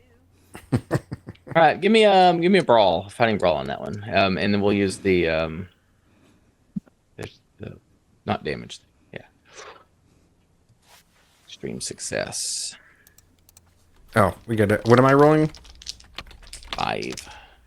Roll a fighting brawl. for a grapple check. That is 82. Yep, he's you trip, you kick the foot out, you do exactly like you should. It should have tripped, but the leg is like flopping, but the whole body is still just staying exactly as it was. It's like the left leg just kind of dangles. That is some freaky shit. But you're not grappled. You can still move up to your, up to your speed away if you want to try to get away, move to another place. You're currently in that living room still. The wet carpet. Okay, so we got sorry, where's the game chat? Okay. Yeah, if I'm in that room, let me get to can I head towards like the kitchen area? Yeah. I say you can you'll be able to get all the way to the kitchen. Sure. There's probably some kind of I don't know if there's. I feel like there's might be a weapon in there, but I'm not good at it. Go and get a shovel, Stimmy. Get a shovel for me, Stimmy. Now that luck. Won't you give me a luck roll that you're now 7 less on? Me? No, that's Stimmy. me. As he's looking for a weapon. Yeah. All right, See so what that you would be. find I'm at 38. Okay. But you get a -4. The big bonus. Oh my god. So it is exactly 38 -4 with the -4. With the -4. All There you right. go. You see in the kitchen A shovel. He sees a shovel. a meat tenderizer, a rather large one, and then you see a big old like a butcher knife, cleaver rather, that you would use to like cut big chunks of meat. And those are like the two things that pop out to you the most. They're in the kitchen. The sharp Unless you thing have- seems more prudent at the moment, seeing as I kicked this guy out and it turned into Jello. They kicked his leg out. I bet, yeah. So you can run and grab it. Go ahead and grab the knife. That'll probably be about the extent of your move, though. And then we'll go down to Dee Dee. You're at the stairs still. All right, I'm gonna move down the stairs quickly to help with all the commotion I hear. What do I see? I'm also gonna keep an eye out for the one that just, ran away. Ran away. Perfect. All right. Give me a spot hidden Okay, for the hair.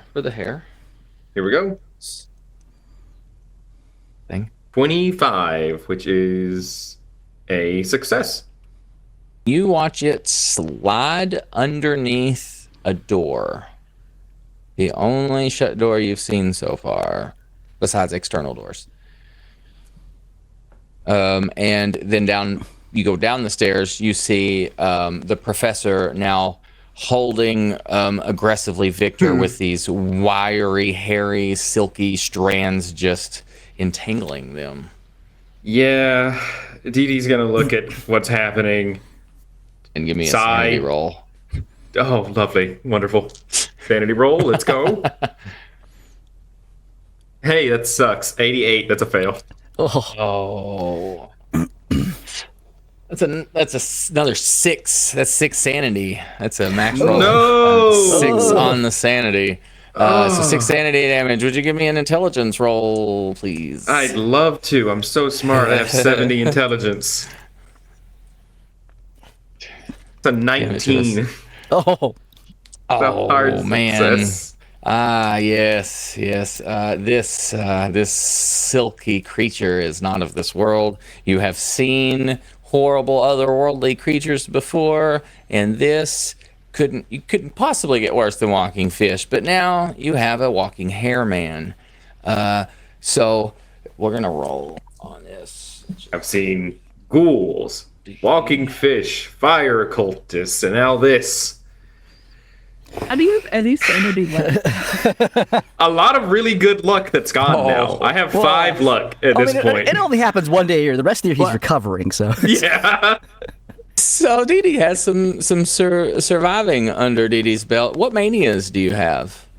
Manias. Let's see. Fire and horses. Okay, so you are compulsively trying to please a horse, prioritizing it over your own survival. And this is going to be for 5 rounds.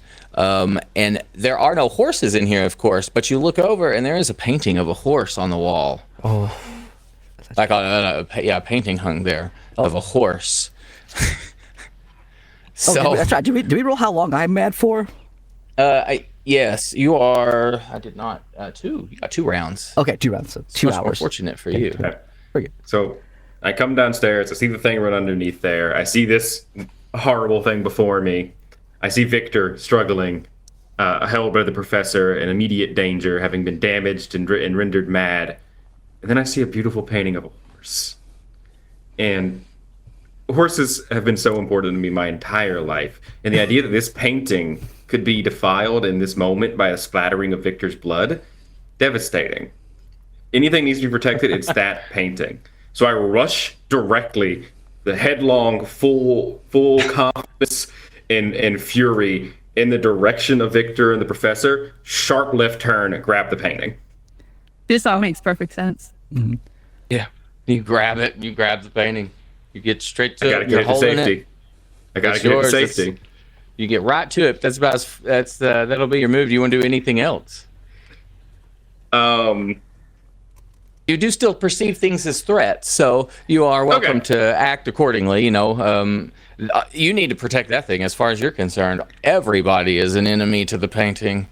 Okay, if everyone is an enemy to the painting, I'm just gonna try to tackle the professor and yell at him to not touch the horse. All right. Now you leave your dirty mitts off this horse. How big is the painting? Is it like one of those like large like oil paintings, or is it that he's carrying? Like this big. Oh, okay. Like Oh, that. it's a real little one. Real tiny Does the little horse painting have a name on it? Like, is it a named painting? Like painting no. of Widow's Peak. Yeah. Well, on the back of it, it just has like a drawn by like maybe a little kid or something a long time ago. Even more meaningful A and niece or important. something. That's true. That's very true. Even more meaningful. Yeah, can I brawl with the professor and try to like knock him to the ground and hold him? Yes. Give me a fighting brawl. Okay, I'm actually good at this. That is a 44 minus 4 is 40, which is 1 point away from a hard success, and I will spend one of my 5 luck points to make that a hard success. Yes. Spend your 5 luck points for the hard But just one of 5. 1 of 5. Okay. That's the critical success. Get the 39. Unfortunately, I rolled a 4, and then we're gonna add the minus 12 to that. Hey, man. So that's gonna be I thought you couldn't spend A luck lot more. points on combat. Oh, you're right. We can't do that. You're right. I'll take that luck I know point you back. can't push. Can you not do luck Keep either? your I luck. could not remember. Keep your luck. Yes. I'll keep the luck. So this attack is going to do more, Ooh. and it is what kind of damage?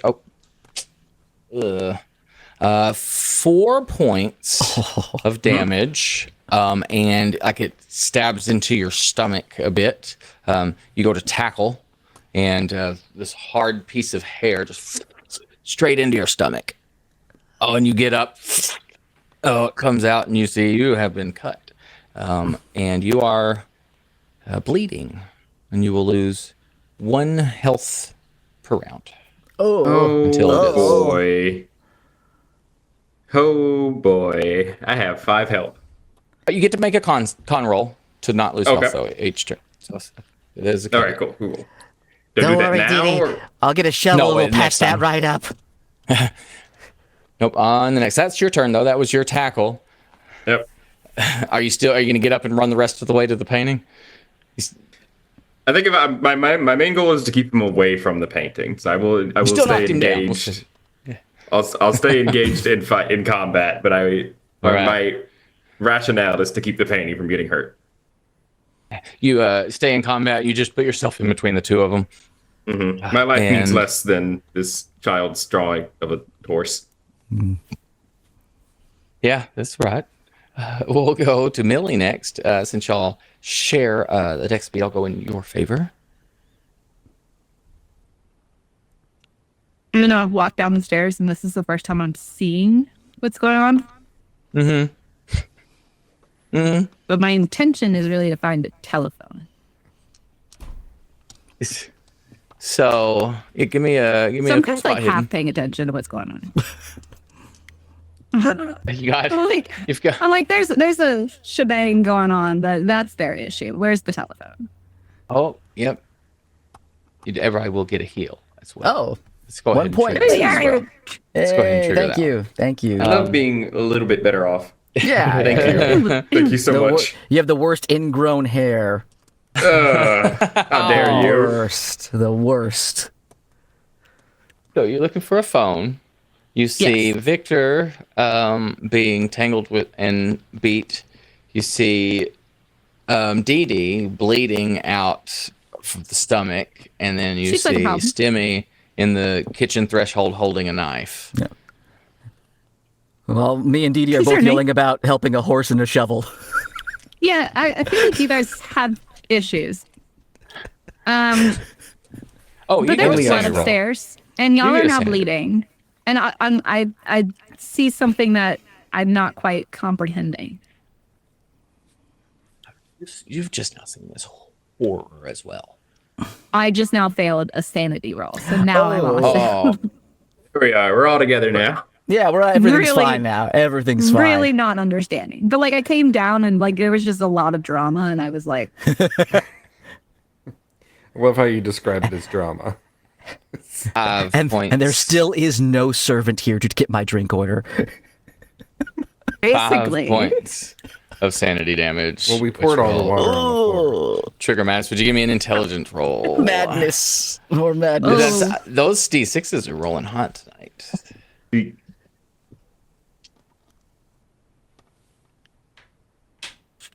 He's smart. That's Did you a figure good it out? face. That's a good face. It's a good one. Oh no. She Is it succeeded. 100? She succeeded for sanity. Oh no! Like Okay. critically succeeded. Oh Like, no. Oh. So she becomes the most Critically mad. Okay. Yum. Good There thing we was, got those there was red like tables. a epic. She rolled a 3, y'all. Oh, You went minus from- 4? Oh 3 god. minus Negative 4? 1. Negative 1?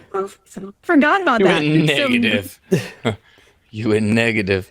I'm going to give you 2 effects here. Your first one shit. being that you dangerously refuse to acknowledge the existence of whatever triggered this bout. You are in denial.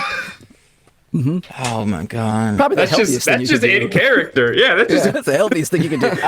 Nope. a lot of sense. Nope. Being consistent. Yeah, I and adamantly refuse this is happening. you- Absolutely.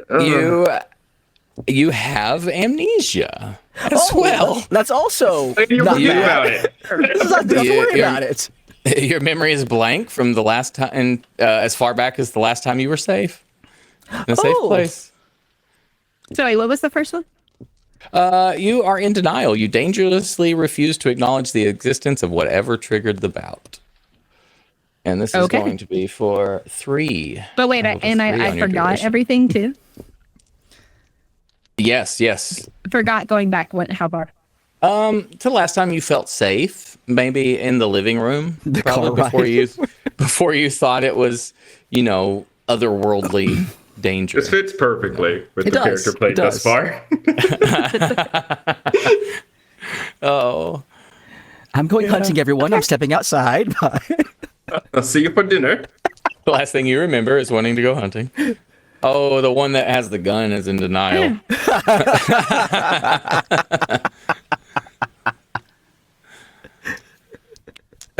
In that case, I'm gonna stop walking towards the telephone to call the police. Oh, And turn to ask if anyone has seen Susan.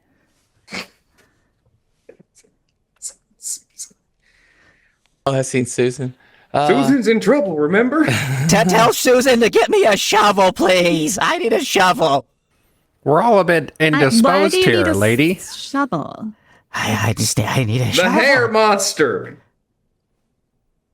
The Near monster. The shovel will solve everything. I have the key to it. I understand it all now. I understand it.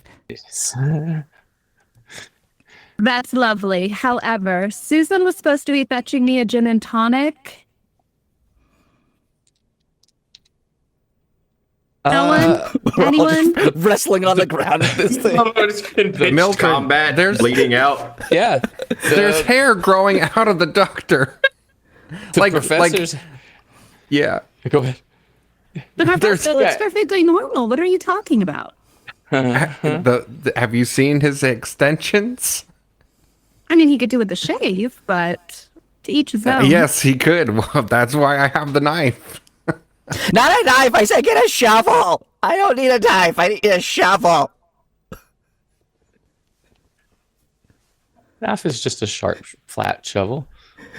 We're doing great. We were so good. Yeah.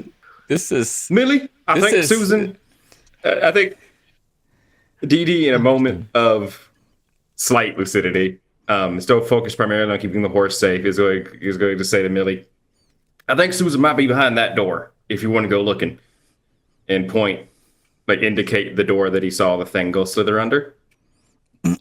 yeah. Okay. Righto. And I'll start walking That's in that smart. direction. Smart. Yeah. Somebody you remember and feel safe is in a totally normal place downstairs. Cool. All right. So Millie, you're walking over to the door. I'll walk over to the door. All right. Everything it is seems normal, so why not? It is shut, but it is unlocked if you wish to open the doorknob.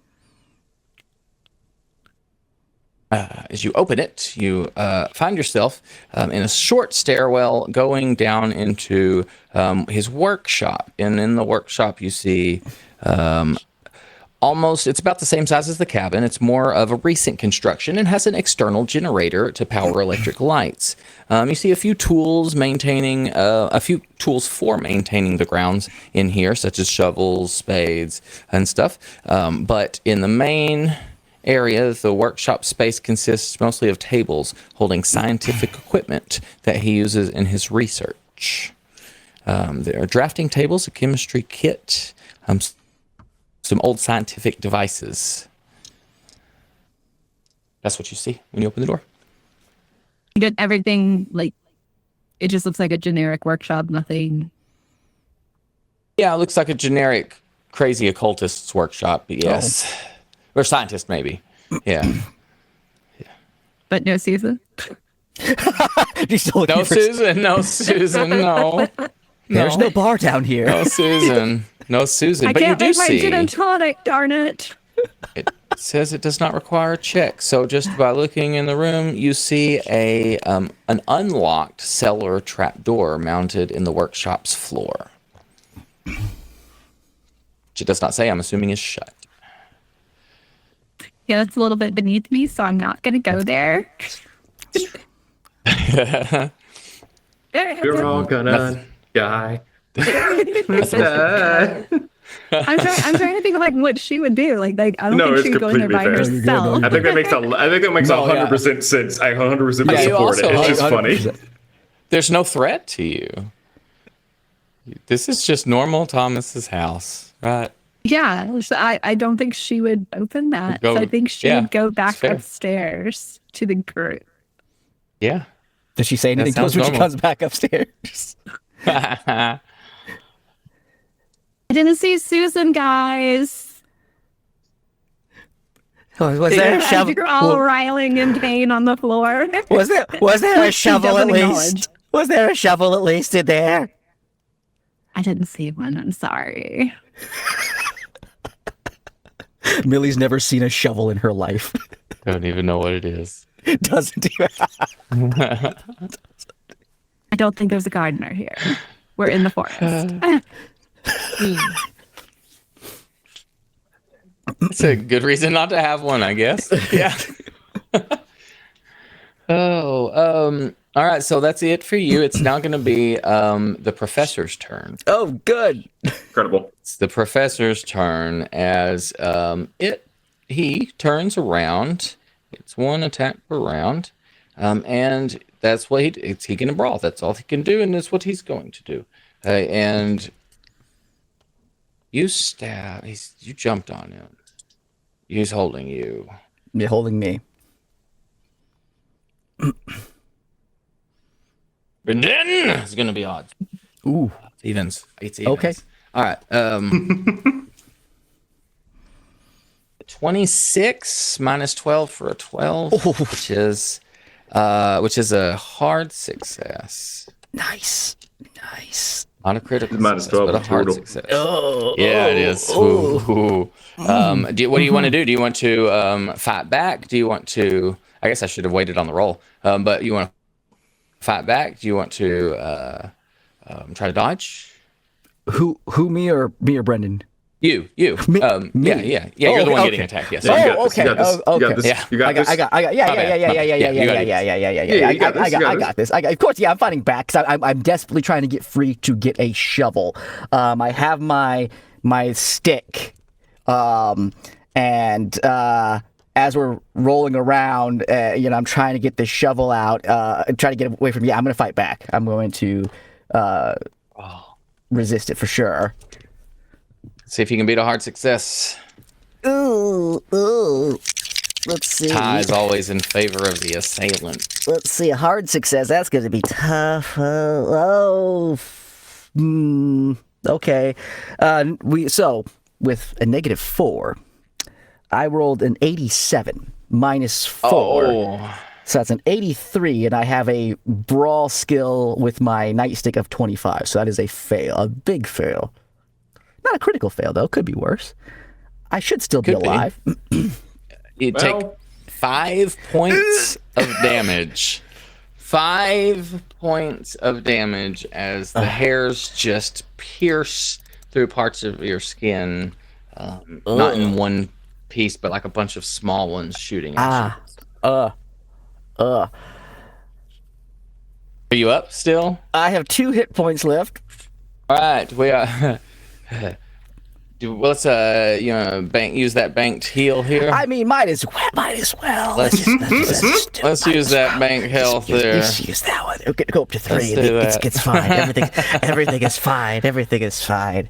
All right. I'll say, even since you've got 2 of those healings, Dee Dee, your wound is not bleeding as bad as you thought, and you feel like you might be able to either kind of like hold it and not bleed out. Awesome. Fantastic. Okay, so that's gonna be it for. It's gonna move around the room to try to get as close as it can to Mildred, to Millie, to keep anybody from going down to the door. And you're gonna hear this coming from within the sweater that he's wearing. Oh. Okay. And it will go back up to the top to Victor. Okay. So Wait, did I miss Dee Dee? No, you did. I Okay, jumped that's right. it. You jumped. That's Yeah. right. Okay, go ahead, Victor. Victor is bleeding now, I'm assuming heavily, and that was the one thing that Professor Johnson told him not to do, was lose his blood before he Protect the can. blood? Protect the blood. So I'm panicking the more blood. so than anything else here, but I still really want to get a shovel. So he moved around. Is he still like, I'm still tangled with him as he's moving to like where Loosely, he went yeah. to? Yeah, okay. Yeah. I gotta try to get out of there. All I have is my like nightstick. Actually, he probably let go of you to attack because he's got a lot going on. Okay, Yeah, so he will am I attack. free now? Yeah. Oh, okay, okay. He will have had to attack. Yeah, oh God, I'm bleeding. I'm gonna take some of my pages of my book and I'm just like try to like put it on some of the wounds to soak up the blood. I gotta get a shovel. Is there anywhere that I would think I could find a shovel in here? Basement? In the basement. Okay. So I see the basement door that they unlocked there. I'm gonna scramble towards the basement. All right. We'll say you were able to make it to the stairs, and you can go down the stairs still if you want. Same description as before. Yep. You see all of that down there, including some gardening tools. Yeah, gardening tools. Oh my God, is there a shovel here with these gardening tools? There is. Ah, shovel! You guys hear from like downstairs, I got a shovel! And I'm just yelling that I have a shovel. Happy for him. Now that I have it, I can fix everything. I can Love fix that it for all. you. I'll say you can grab the shovel even. Oh, Yeah, yeah, I know. I unless you- grabbed the shovel. I grabbed the it, shovel. Yeah. I It's have in it. your possession. It's my precious shovel.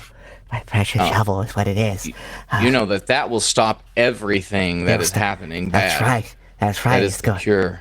Yeah, I hold it over one of my big wounds, and I'm like, oh yeah, it's healing me right now. I can feel it. It's healing me. Not giving me tetanus. It's healing me. Yeah, it's just covered in dirt, and so it's we're good. Oh, I the have my shovel. tetanus. I'm happy right now.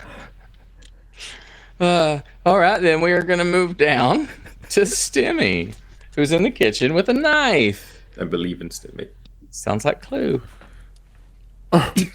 Yeah. So I'm assuming. So I saw the lump. I know the lump is there. I have put 2 and 2 together. And I see that the entity that is occupying the doctor has moved towards Mildred. So the attention is not on me. And I'm not sure if the thing is facing me or away from me now. No real face at this. Well, yeah, it's still the professor. No, he's not. He's not facing you. He's just got hair all over. So no, he's not looking at you. So if I'm behind the professor and I have this knife, presumably what I'd like to do is stab the lump. Okay. I'm gonna give you. I love that. I'm gonna face. give you the advantage. Yeah. So I'll let you take Stab the lump. the Stab the lump. lump.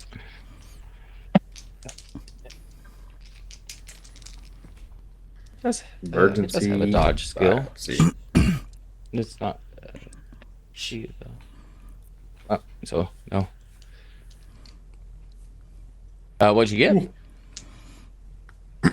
That's a 31. Ooh. Oh. Nice. You have a knife. Do you know the damage of it? Yeah, it's 1d4 plus my DB. DB. Yeah. So it's, Go ahead. Yeah, go ahead. You hit. Because he cannot dodge. Tried to dodge, but did not. But he can't see. I gave him disadvantage anyway. What is DB? Double K grade. Damage bonus. It should be Damage on your bonus. sheet towards the Yeah. bottom, underneath your dodge. Oh, my damage bonus is 0. So I got a 4. Yeah. Yeah. Hey, four's Oh, that's good. four's still good. That's great. Things how it has taken 1 point of damage. It has 5 hit points. As you stab in the back, you hear as the hair shrivels into the sweater and just kind of like falls out, almost like somebody just lost all of their hair at once. And also, hello, Raiders. This is what you come into. Yes, we're playing Call of Cthulhu, raising money for kids, and I'm tormenting them as best as I can. But y'all are out of combat right now as the professor falls to the ground. Ooh. Stimmy, you just stabbed the professor. Stimmy! Oh, great work, Stimmy. Great work. You protected the hell out of that horse. Yeah. I walk upstairs with my shovel and I see that everything is calm now. I'm like, yeah, but I was right. The shovel stopped everything. And I assume enough time passes that we can recover from the madness. Yeah. I want Stimmy, give me a first aid check since you seem to be pretty decent at those. And you stabbed. I just rolled the well bleeding out. one time. Oh, I thought you maybe had a first aid skill. So if first aid is something that you are good at, you can roll that as well. I mean, I'm not terrible at it. I'm just not good at it. I rolled that's a -4 is 51, so that's still a fail though. I think I have 30. I'm gonna Professor's just laying there. try to first aid myself to stop the bleeding.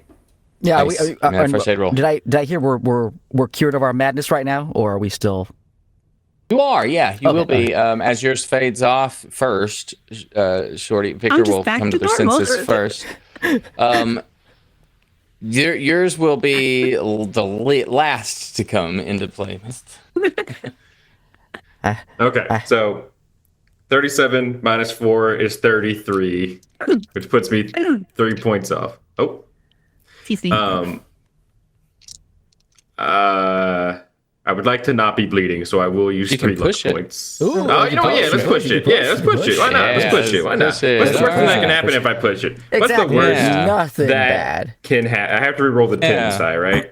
Correct. Yeah, and take the Yeah, what's the worst that can lower, happen if I push it? or the better of the two. That's a 20. It actually worked out. Yay. 27. I win. Yay. Sometimes you win when you gamble. I'm also I was like taping my notes to the shovel and then I'm like, wait, what am I doing? That's weird. And then I look down and I'm bleeding. I will also try to first aid myself since I'm desperately do one injured. as well. And Didi, you have stopped the bleeding. You look over and you see actually a dry, clean rag on the counter of the kitchen. That's awesome. 29, so that is a success, a regular success for me. Nice. You see Didi grab the nice clean rag and go to the kitchen to get one yourself. And you open the drawer. There are no towels. So you're like, oh crap. And you look around. There's no towels around. So what do? You just grab like this oven mitten. There you go. It works. Yeah. It works. Stop your bleeding. All right. What the hell happened, everybody? It's like I Stimmy told just you. stabbed the professor. Well, now wait a minute. I didn't stab the professor. No, he stabbed the hair monster. Like I was talking about upstairs. It's right. You can look at its corpse right there. Mary, is what that are you? if not I a mean, monster? Mildred.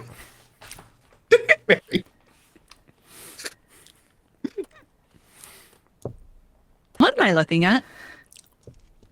Did you not see the hair just fall out of the professor and walk away on its own? No. No, I didn't. What's happening here? This The I can basement door explain this. shuts. I can explain this. This happens sometimes as a trauma response. Your brain will cut off your ability to perceive or remember an incidence of intense trauma. Seeing something like the horrible monster we saw probably made your brain protect you by putting you into a deep denial. But I'm telling you, and he's telling you, and he's telling you, there is a monster in here that was possessing the professor. It has been slain, and it has gone downstairs. That's right. Here, I was obsessed with this for a while, but I held on to it, and then my mind went clear, and I handed her the shovel. If you hold on to it, maybe your mind will clear up as well, and I give her the shovel. Thank you. It's covered in blood and like dirt and manure, I'm assuming. In mad scribbles. Yeah. It's dirty, and your blood from holding on. I'm gonna put this over here. Thank you. Paper stuck You're a to really it. good shot with your gun, right? You go hunting pretty regularly? Every year? All right, we got one or two things that need hunting down in the basement. Wait, we're going into the basement now? Shouldn't we, He looked down at the dead professor, the hair monster. But shouldn't we call the police or something? You think that- Yes. You think the police will believe you about what happened here?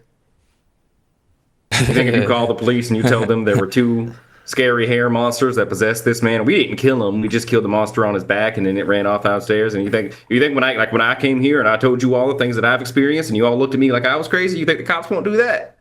You are crazy, but we should still call the police. Speaking of the professor, are you all right, sir?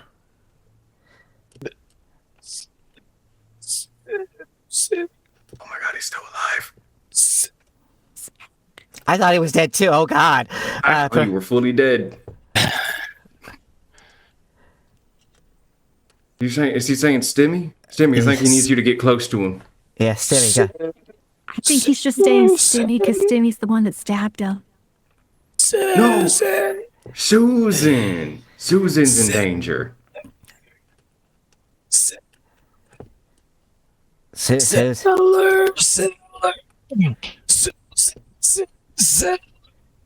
Similar? Similar? Sailors? Cellar. Susan in the Cellar. cellar. He's Cellar. Susan in the cellar. Blood. Susan in the cellar with the hair monster. That makes a lot of sense. Oh, well, that's. This is rather like Clue. It's rather Who's like Robbie? Clue. I also brought that board game so we could play that this weekend, but I guess it's probably too late. Oh, maybe after that Mages and Maybe Madness that you after. brought. Yeah, no, maybe after everything's done. Okay, well then, Well, should we go if- and? So is he dead now? Or is he still like in the process of dying? If he's not Give me a dead, we should first aid probably or a do medicine something about check. that. Okay, let's do something about that. Try to help. Well, it's not going to be medicine because that's a 1. Does anyone have a first aid better than 30? I do. So what I'm gonna I do do is not. I'm gonna see if there's anything electrical in here. I'm gonna try to make 2 wires and just shock him so that he can come back with my first aid. Is what I'm gonna try to do. All right. All right, let's go. That voice. Tear some wires out of the lamp. I'm gonna push myself on that one because that wasn't very good. The first one. That's a. My first aid is a 50, and I got a 50 minus 4, so that's a 40. Nice. That's a success. Perfect. You find, so you're looking for electrical stuff. Yeah, I found like a lamp, and I open it up, and I. Yeah. And I go, all right, everybody clear, and shot the professor. See if I can get a response out of him. Ah! Do you know I've read about this before in that Frankenstein book? That's where I got it from. I got the idea. You can revive the dead with electricity. Are you okay, Professor? No more! He was like bleeding Who's from a Nomar? massive injury. No more! He's saying no more. No more! I don't know about Nomar. I write that down in my journal. Nomar. I look for Nomar as well. Susan and Nomar. You're right. March is a really bad month. Look at the calendar. It's like March 14th.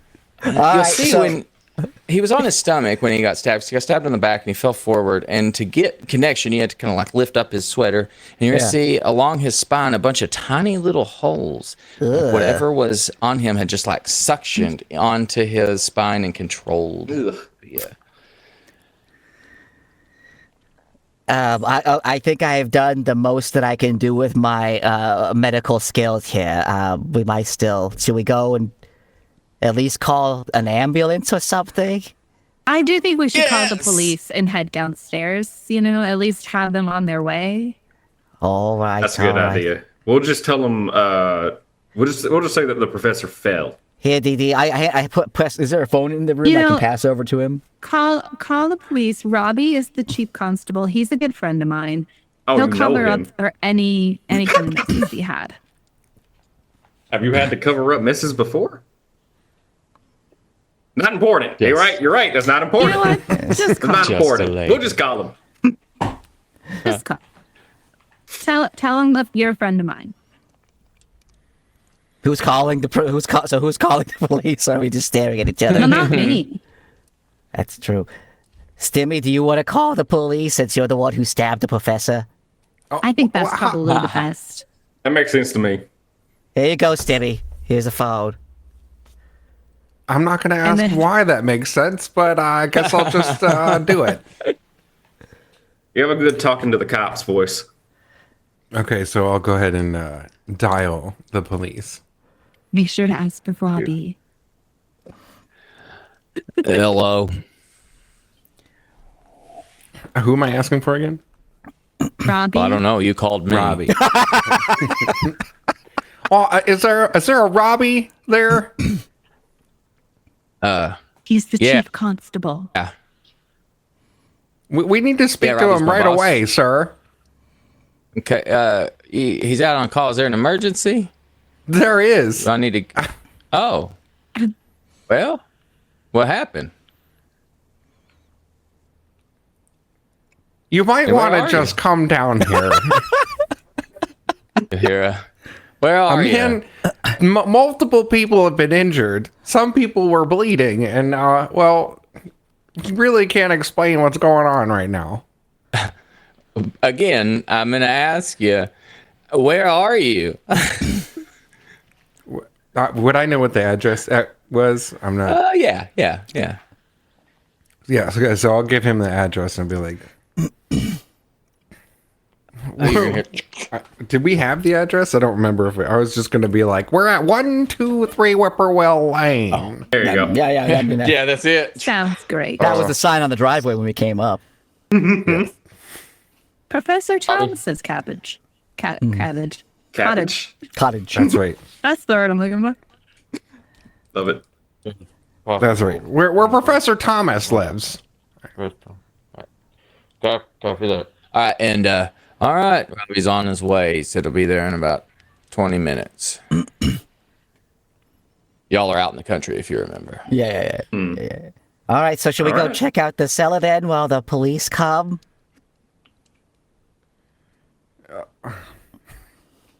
I'm worried about Susan, which is the only reason I don't suggest we just sit and wait. I mean, yeah, Susan seems like we should probably help her if she's in danger. Yeah. Mildred, do you want to go first since you have the gun? You do have a gun. You We know can what? all Never rap. shot a person before. Well, that's good. Well, you shouldn't have to. Yeah.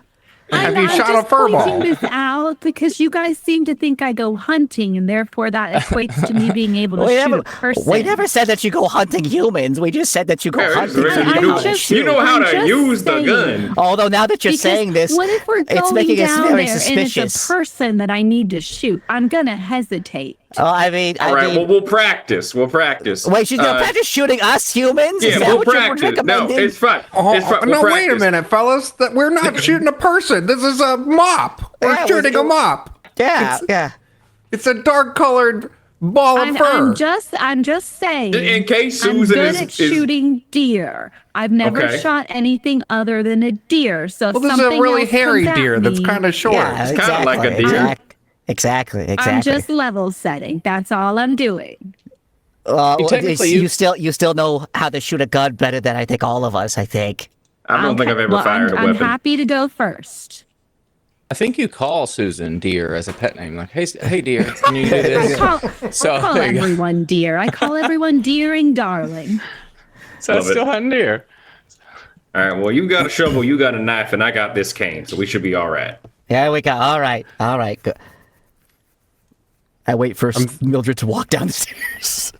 I'm just sitting here because I'm the only person in the party right now that did not go insane for a period of time.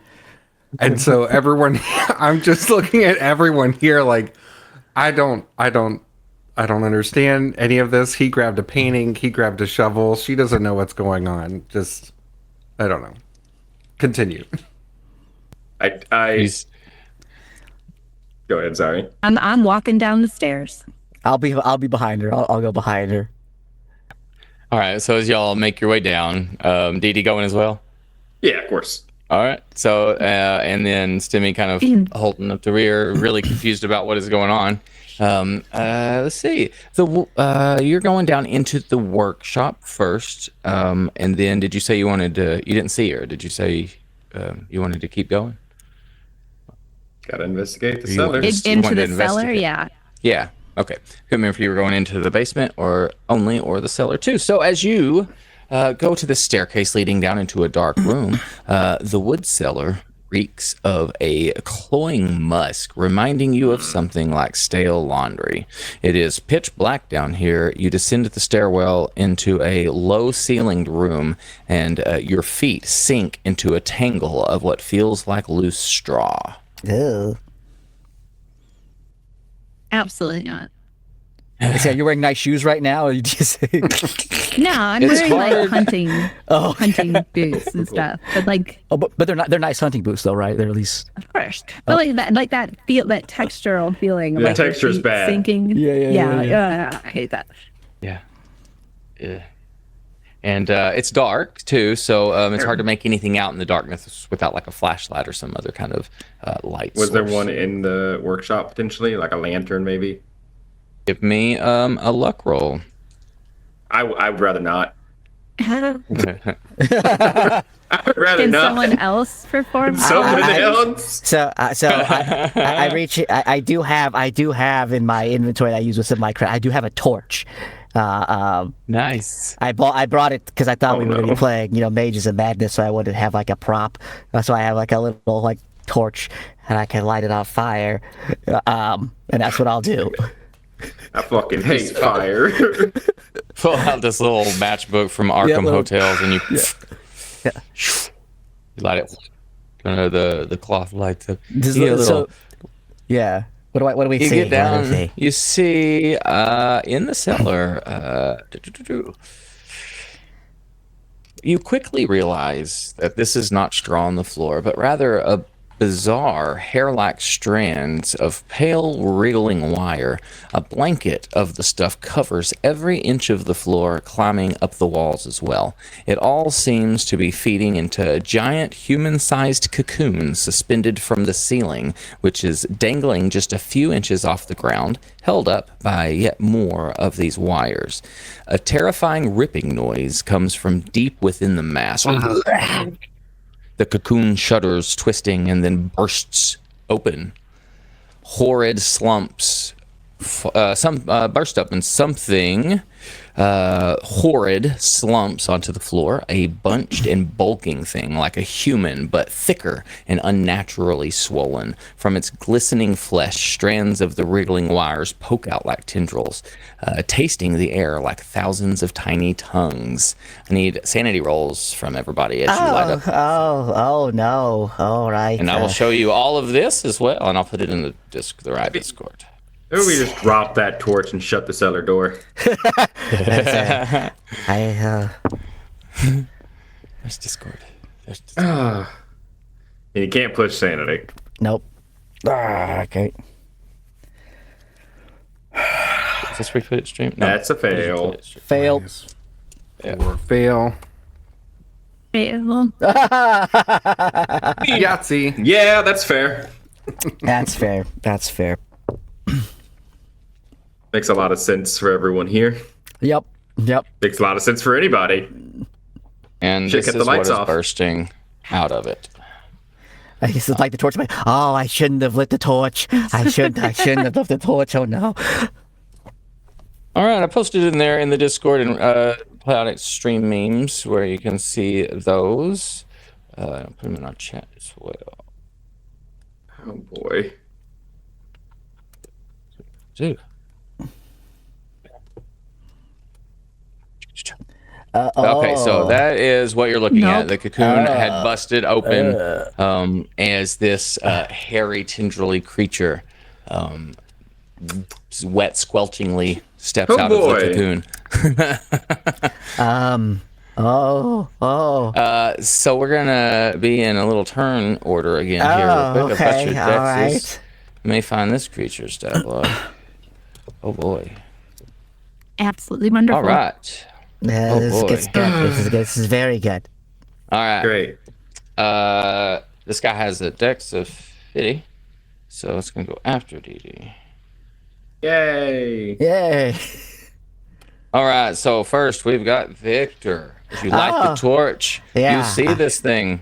I'm hiding behind Mildred right now on the as we're leading down because she went first. And so I want to make it very sure she went first, so I'm hiding behind her. I see. I go. Such a gentleman. Well, that's what Stimmy called me earlier, so I believe I'm a gentleman. As I hold the torch like past your face, Mildred, so we can both see it. I'm like, but oh god, we shouldn't have come down here. Yeah, I'm just gonna throw the torch at the thing. Chucking the hope- torch at it. All right. I'm just gonna throw the torch at it, and then I'm gonna like, give- yeah. I like that. Give me a fighting roll. Okay. From range, he can't do any. Let's see if he can do it. Yeah. Let's go. Very that- low chance to dodge. Ooh, that's actually pretty good. That's almost a hard success. It's a 16. Nice. You do 16 succeed total. because he Yes. rolled an 80 on his dodge. So. Okay, so it's a D6 damage. Solid. Ooh, that's 6 Solid first. points of damage, actually. Ooh. That's 6 on the 6. Nice. Oh yeah. Nice. It's a big chunk. All right. You think?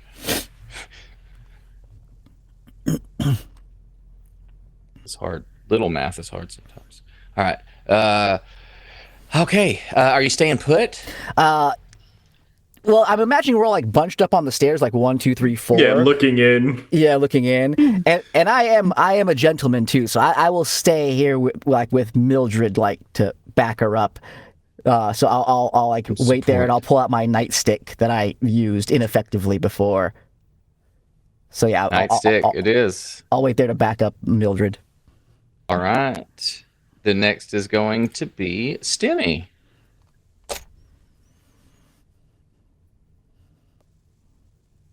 Yeah.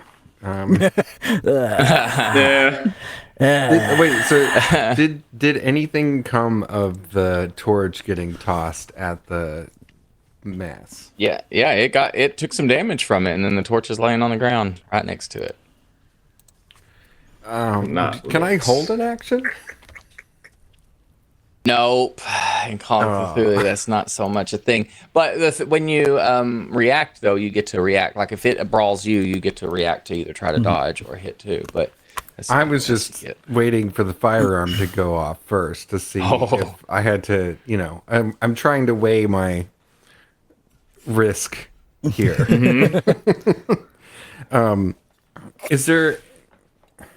Is there anything in the basement there or in the cellar that could be useful to combat this thing? You give me a spot hidden roll with since the torch is there, do it with a bonus die. Take the better of it. How do I use a bonus die? You roll your tens die a second time and take the higher one. Or the lower You'll one. do advantage. Honestly, I think they should just call it advantage and just re-roll both of them. Okay, so that's spot hidden? Yeah, no, I did not pass that. Oh, no. So you cursory look around. You just see a bunch of weird, strange things on some of the tables. But you will see a lantern on the wall.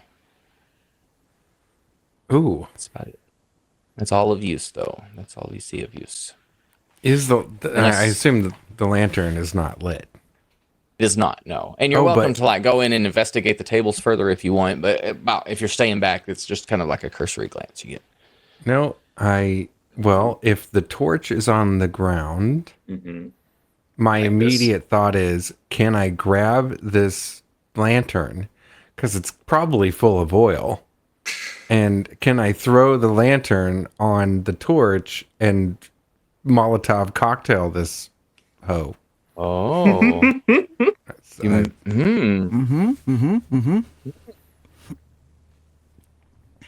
You can certainly give it a go. You guys give it a go. Yeah, let's kill it with fire. You can certainly try. You can certainly give it a go.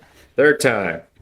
The one who's sane still has got this. We believe. We all believe. All right, you run over to the lantern and you grab it. Make me, and you're throwing it, so make me a brawl roll. Let's see. No, make me a throw roll. I forgot that was a skill. Make me a throw. Oh man, roll. and I'm good at throwing. I mean, I'm average at throwing, I guess. Humans are generally good at throwing. I'm gonna push myself. Can I push myself? Oh, okay. Yeah. Oh no. Yeah. You can you push combat? You can push combat rolls. No, I believe you can. It's not. Yeah. But this isn't a brawl. It's a throw. Yeah. I'm gonna say you can. I'm gonna say you can. Since a throw roll. Yeah, because that was a 98, and Oh, that's really high. yeah. I believe. We believe. oh We all believe. yes, that is a 9, which is it's the best one. What is it? Oh, you have foiled my turn, and good for you. Nice. He was gonna step on it and put it out. So you hurl this lantern up over, and as it kind of goes over Millie's head, it hits the tip of the rifle and knocks down onto the ground and just rolls a little bit. The very faintest crack on the glass of the lantern just expands. A little bit of oil drips out, and you see a big engulf in flames. Let's say about 3-4 feet high and about the same width around of this pile. And it's about half the size of this thing. This thing's not too much bigger than a human. I want you to roll me improvised. Let's roll me a D6. Ooh. Give you a high ceiling to shoot for. D6s are big dice. That is a 4. Okay, he'll take 4 points of damage. He'll take 4 points of damage as it begins screaming. You hear this otherworldly just bellow come from out of its center area. As bits and pieces of the hair kind of fly away and melt and burn. You smell all the burnt hair in the room now. Burnt wet hair at that. And anything else? Is there? Do I have more that I can do in my action? Sometimes you can do 2 attacks per turn. Sometimes 1. You could still move if you wanted to. I think you could probably only attack once, though. I think the number of attacks are listed on your weapon and brawl skill. Yeah. Okay. Yeah, I only have 1 attack, so we're there. I guess I would try and move away. Yeah. All right. You want to move back further, maybe to where you were originally, closer to the stairs. All right. As you back away, get closer to the stairs. We're going to go down to Dee, since you get to go before the beast. Yeah, I want to take a look at this creature. First off, Dee's just going to be like, God damn it, it's always fire. And then I want to think and try to... Oh, no. Do I have to do it? Holdren. Thank you, Holdren. Yeah, I know. I saw that comment. Thank you, Holdren. Don't ask that. Don't ask that. Thank you, Holdren. How could you do this? We were going to get off scot-free. All right. Yeah, let's roll. What were those sanity rolls? We all failed. We all failed. That's right. We all failed. Okay. So we all just imagined that we just did this. We imagined we lit a torch. Nothing has happened. We can go with it. You threw it. Late onset fear. Yep. The first burst of adrenaline lets us be effective, and then the fear sets in. Then the fear sets in. The new big fire. The new big fire is like, it's big. It shows the whole room now. You see this big cocoon, which actually does show another little hair thing beginning to climb out of the cocoon shell from the ceiling, much like the hair thing you saw rushing down from the bathtub. Great. Now for those Wonderful. failed sanity rolls. Wonderful. That's gonna be. Let's go Stimmy first. 1 point of sanity damage to Stimmy. Oh, Then we've got not bad. 1 point to Millie. That's not bad either. That's good. 1 point of sanity damage to Dee. Okay. Hey! Yay. Got Oh no! I take the rest of the damage. 6 points of sanity damage. Victor. 3 1s and a 6. Oh, Victor. Okay. get away. Give me an intelligence. Give me an intelligence roll. Yep, 3 1s. I was like, okay, they're good. That's They're good. fine. I'm smart too. I'm so smart. You're so smart. I'm so Just smart. be a little dumb right now. No, I was almost. It was a 72 minus 4 because we have a minus 4, so that was going to be. That's a pass.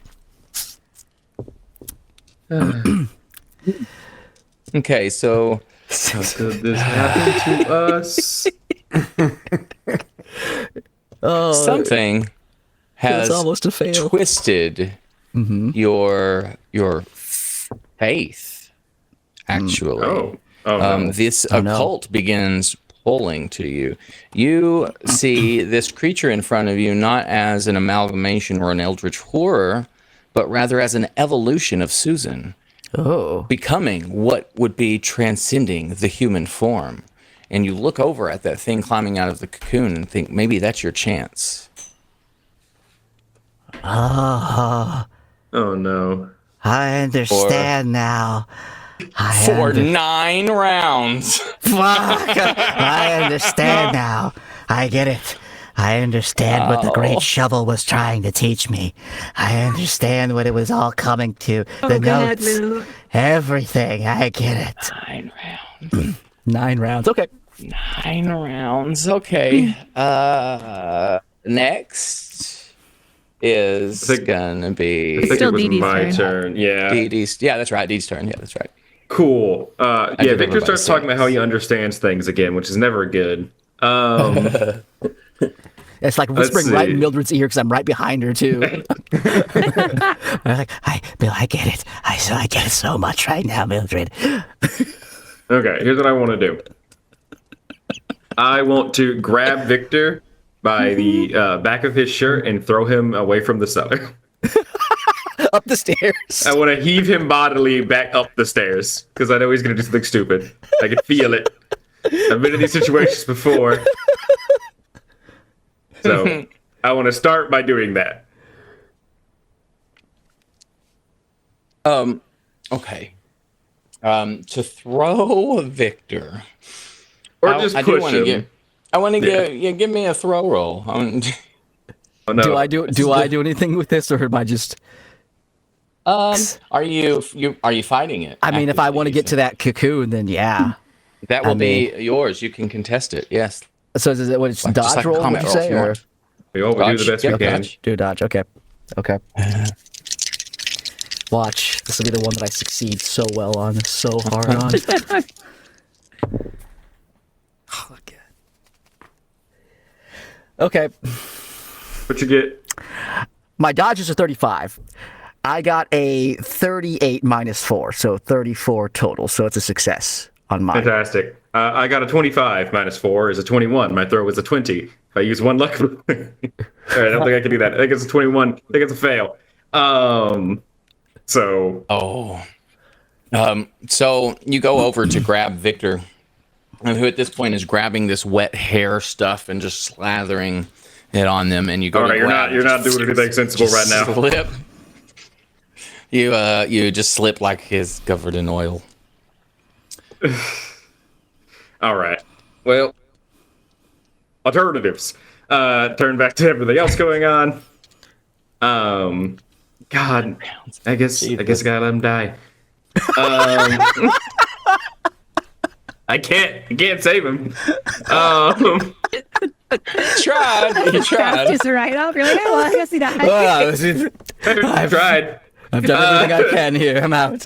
I'm doing everything I can do, short of like knocking him out. Oh God. I want to try to understand. My assumption is this thing's going to come at us and try to get out. I want to try to understand what other danger it may pose. Like, obviously, our immediate concern is this creature, but you mentioned the one like on the ceiling. Is this one of those? Does this feel like one of those situations to me that if like one of these things escape, this issue persists, and we need to like do something to keep that from happening? Give me an occult roll. I would love to. Or I'm good at that. Cthulhu Mythos, if you have points in that, you may also roll it. I have I feel a like 2. BD does. I have a 2 to Cthulhu Mythos, so I don't know that I'm going to roll that. Because I have to crit. I'm tempted, but I don't think I will. I'll do a cult. Let's see.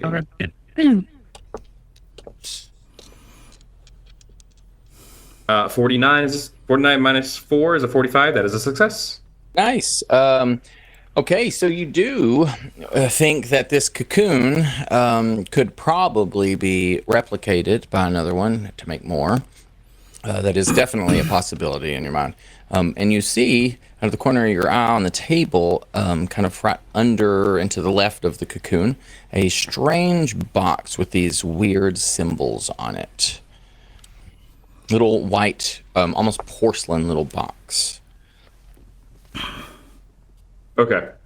Then for the last thing I want to do, I'm going to rush in through the fire and try to get this little white porcelain box to ideally do something about it because it feels important to this situation.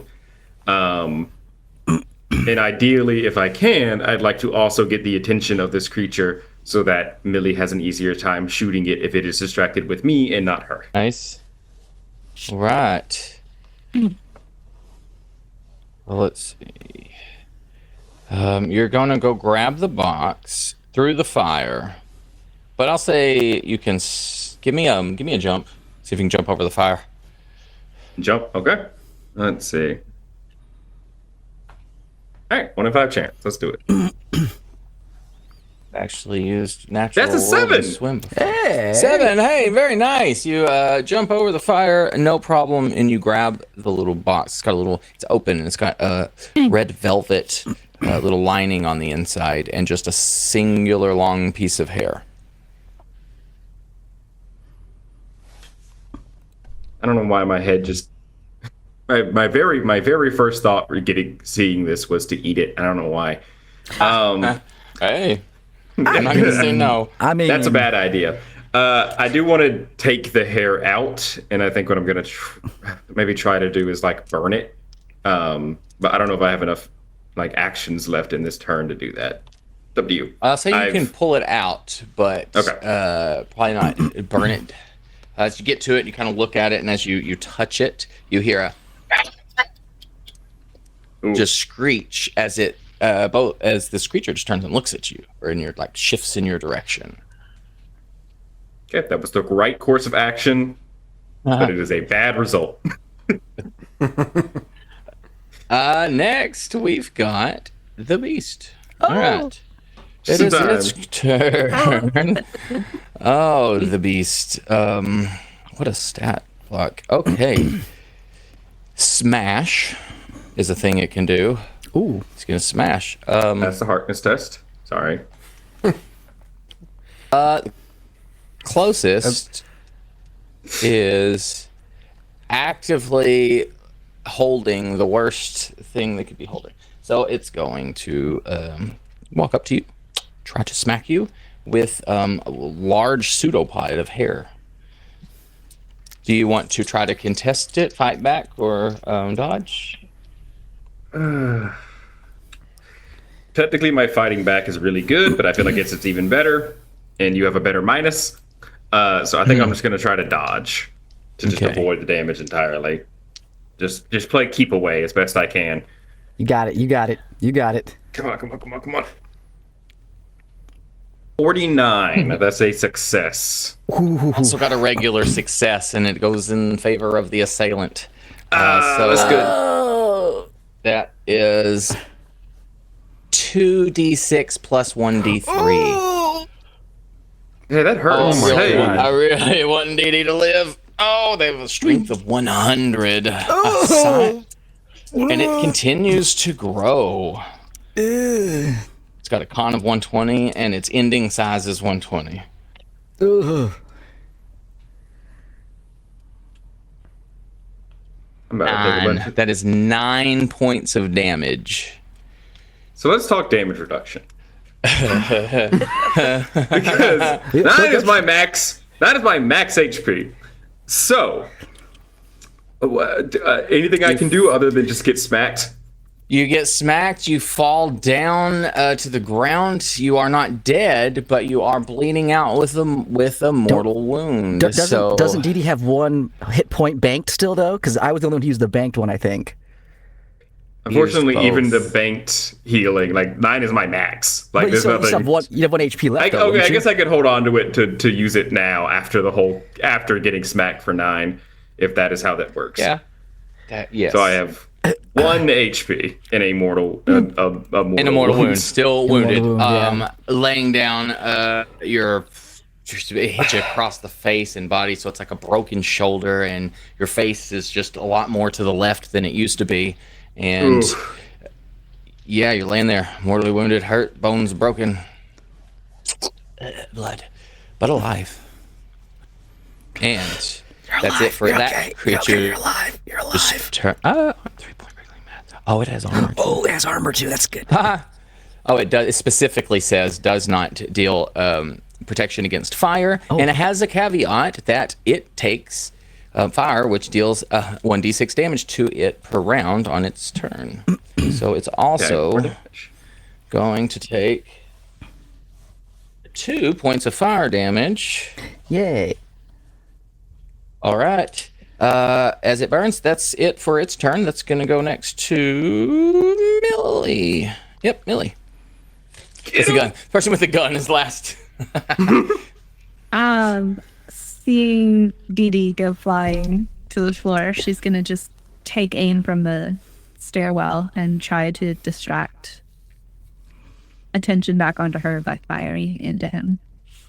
Right, Into take a it. shot. It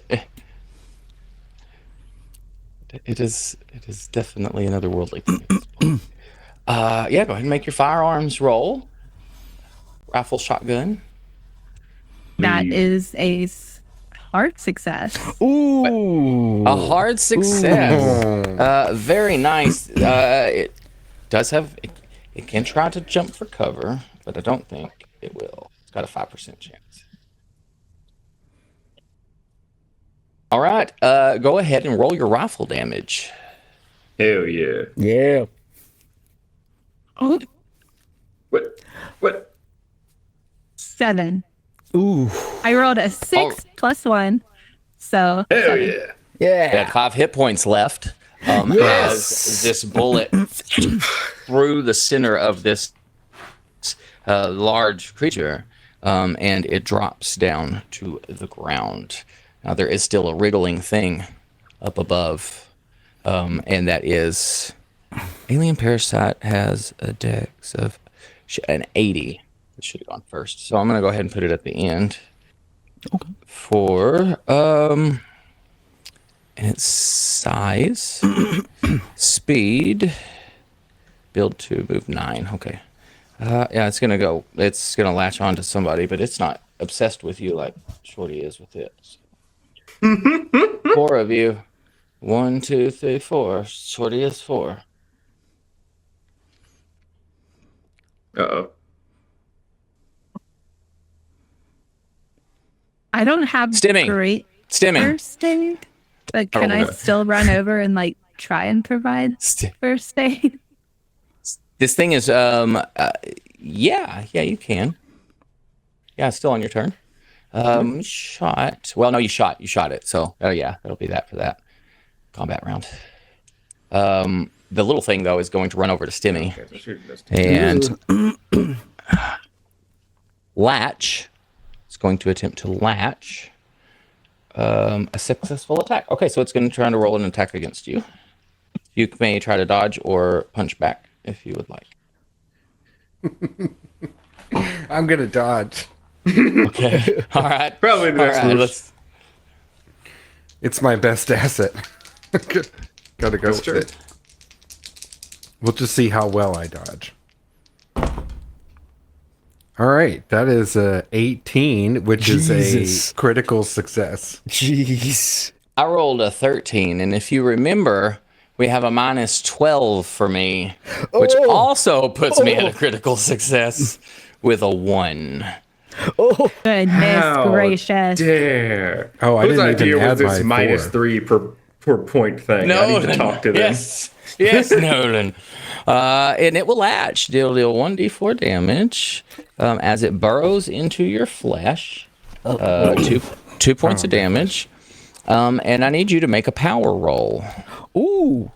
Oh wait, it's two damage, not 1. Correct, 2 damage. Okay. If you beat it good enough, you just become Venom. There you go. Okay, and I'm rolling power. Power, yeah. Power. So you try to maintain your own internal faculties, control of your body. Okay. Jimmy Brock. Big money, no whammies. Not out of the clear yet. That is a 59 minus 4 is 55, which is it's a success. 5, all right. Let's see. His power is 70, and I rolled a 5. What? So it's got a power of 70. 005. 5. So opposed to power roll, and if the parasite wins, it takes control of the target. Oh. All right, so it is in How control Dare. of. It latches onto your back, like it did the professor, and you begin feeling these little go down your spine as it begins to grab you. But that's its turn. You get to make a opposed roll against it the next time too, though. So that's it for me. We'll go back to Victor. Oh, yay. The madness is still there. Oh no, yes, Yeah. So I still need to get into the thing. I can feel it calling to me. I'm still like covering myself with like the hair things. I have the shovel. I'm putting some of the hair on the shovel as well. And preparing to, I'm going to run through the fire and try to jump into it because I have madness. I think that's what I do. I mean, Just Have you picture got- you using the shovel to like scoop the hair Yeah, on you. exactly. Onto your back. Oh my Don't god. worry, jumping into don't the worry, cocoon? guys. Everything is fine. We're all gonna reach peak evolutionary form. Is what we're going to do with this. We just have to again accept and trust it.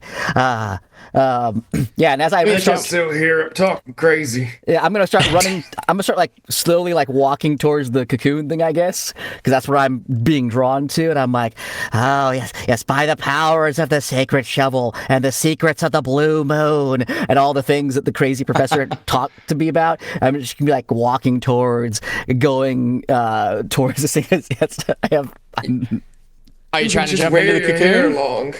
Where are you headed? What's your end destination? So do I believe that like it wants me to like go into like the cocoon, or does it want me to? What is my madness telling me?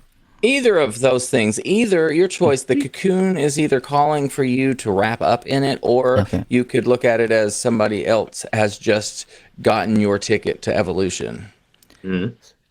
So Timmy he's got the thingy on his back. That's true. I'm like, no, the gods have forsaken me. That's mine. and I will run over. And I'll try to rip the thing off of Stimmy, I guess, and like attach it to my face. Oh, nice. Are you going to try to contest that, Stimmy? Are you going to try to contest it ripping? Well, I guess I do. It has control of it from the next round onward. So you have this chance to respond. Okay. What should I roll to try to rip this thing off of Stimmy? Give me, let's see, let's do first aid or that if you're good at that. Yeah, I mean, I'm decent at first aid. I can do first aid. Okay. That's a hard success. That is a Nice. 18. It would hurt so much. Nice. Yeah, all right, sorry. So it is. Yeah, what are you doing, Boom Clover? You gonna try to keep it on you, or you gonna let him rip it? If I'm in control, I want it off of me. All right, so Victor, you rip off the thing and you slap it onto your face. You said, I get wherever to go. It's mine. This will help me open up a portal to the spoon dimension in the pantry. And I'll. it climbs down your back and begins to latch on. It's gonna make a. You're allowing it, so I'm just gonna roll damage. Yep.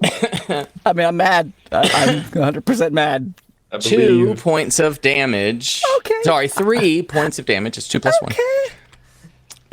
And I'm gonna say it's got control of your mind. I'm bleeding out through many different orifices, and I'm going, Yes, I can feel the power that's growing in me. that's it. Yes, That's all I it do. is. The hairs are growing around your spine. And we will move next to Stimmy.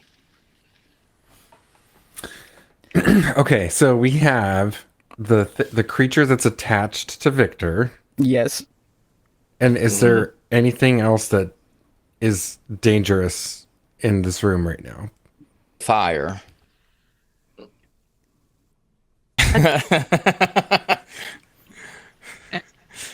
Okay, so just the fire. All right. And, yeah. And also Victor. Right. Presumably, yeah. Okay, so Victor stole it away from me, and I feel like he's indisposed.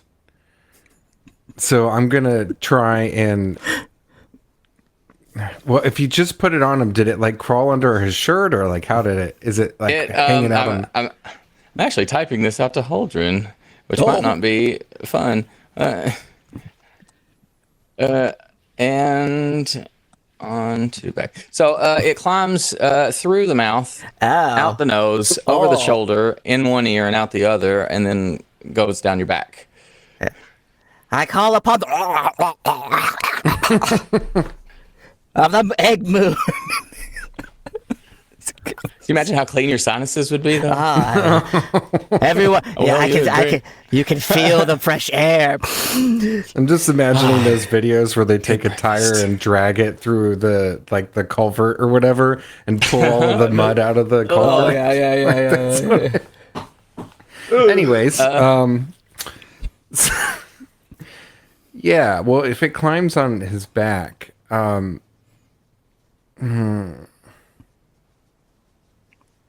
I don't know. My first thought is to push Vincent like back first onto the fire. Ooh. To like get the thing to burn the thing. Nice. I mean, obviously they might both take damage, but like I can help Vincent once he's. Give me. I don't know who Vincent is, but I love the wrong names. Gimmick, it's very Sorry, Victor. Excuse me, Victor. Okay, calls me Mary. my new name is Saint Vincent of the Hair. As I started shouting.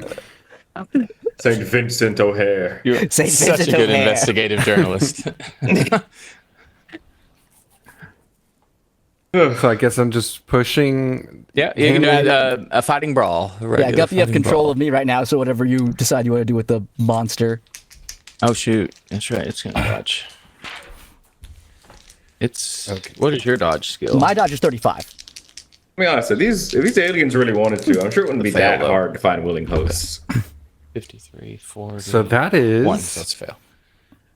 A normal success.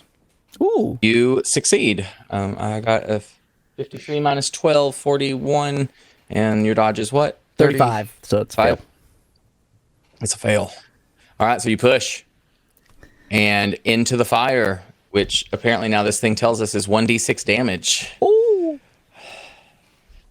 To the creature. The creature's gonna take 6 points of fire damage. Mm-hmm. It has 3, so the other 3 is going to carry over to its host. Okay. Victor. Yeah? Yeah, you are burning on the ground. I'm dead. Oh! I had 1 hit point left, and now I have -2. My earphones just died.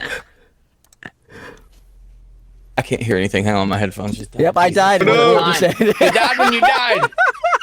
You were linked to my headphones. Wait, we practiced for this, guys. We have to do the miming now. Yeah, so now we have to, so now you just have to mime burning to death, and we'll go from there. Okay. Oh, great shovel has forsaken me. And then just... Pull them out. That was not my intention. Can you hear me? Yes, we can hear you. All right. I'm gonna try to keep a bleed away. So yeah, you fell. My headphones cut out. I had 1 hit point left, -3 is a negative. I am now down 2 health points. Well, folks, I can say I didn't fully kill Shorty's character. You didn't. Oh my god. This time. We get to split that responsibility. Nice. I'm gonna have to roll sanity dice in real life.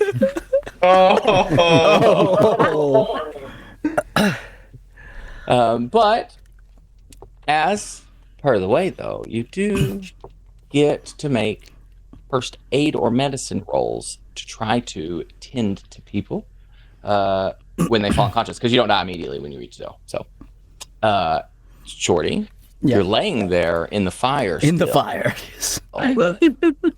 And you're out of turn order, so y'all could just act. So now We're that out of we're- turn order. Cool. Dee Dee's gonna get up, move over, try to pull. I almost called him. Try to pull Victor out of the fire, and at the same time, in the same motion, throw the little piece of hair into the fire. All right. Yeah. Throw. Pull. Give me a throw for the thing. Can I give you a place? Can I just gently place it in the fire? Yeah, you can do that. Just drop it in there. That's good. And drag Victor away. And then attempt first aid. Unless someone else This jumps one will to be it a first. medicine. Wait, medicine. Is it medicine or first aid for unconscious?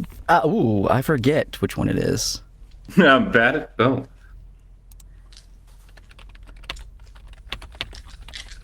HP with major wounds. I'll Sure, I do can- first aid. I believe it is first aid. Oh, good. Person can make it. Yeah, first aid is on a dying character. First aid. Medicine is for the mortal wounds and stuff. Major wounds.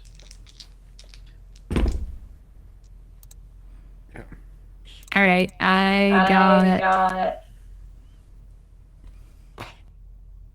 Uh-oh. Oh no.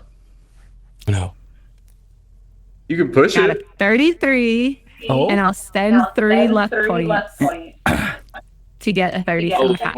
All right. There we go. So it's off of you, Victor. And actually, the fire cauterized those little wounds, so you have no Oh. bleeding on your back, and you get pulled out, and you. I'm still at look at minus 2 HP. Yeah. But you are breathing. Ooh. Because that'll heal. A successful first aid will heal 1 HP. And yeah.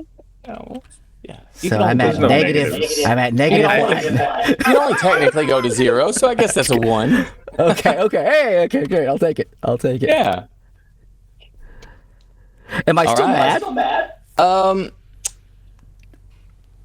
I don't think it goes away when you just come back, Yes. right? Yeah. No. You would still have a little while. It's 9 rounds. So yeah. You would have Okay. a little while. Pin Still. him down for 7 more rounds. You would still be pretty crazy right now. Yeah. And you see the thing you want the most in the fire, just Oh, like it's a fire. worming. I must get back to my gods. And I start trying to climb my way over to it. If I'm still mad, that's what I'm gonna do. Are you gonna pick it up? Yeah, unless someone's stopping you, I'm like, I would. I would try and hold him down and like slap him across the face and be like, "Get it together, I think man." that would kill him. Oh, well, I'm Gently. Non-lethal slap. not. That's where I was going with this non-lethal Non-lethal slap. slap. You give him a little slap across the face. Victor, what do you say when you pick up this thing and you're like holding it out? Oh my god. It's so beautiful, isn't it? I understand everything.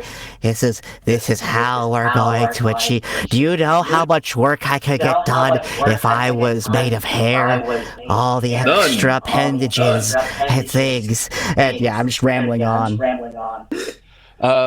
You're gonna hear the door get kicked down. Arkham PD, and it's gonna shoot at the crazy person Oh no! in the basement. I rolled my chair. another 5.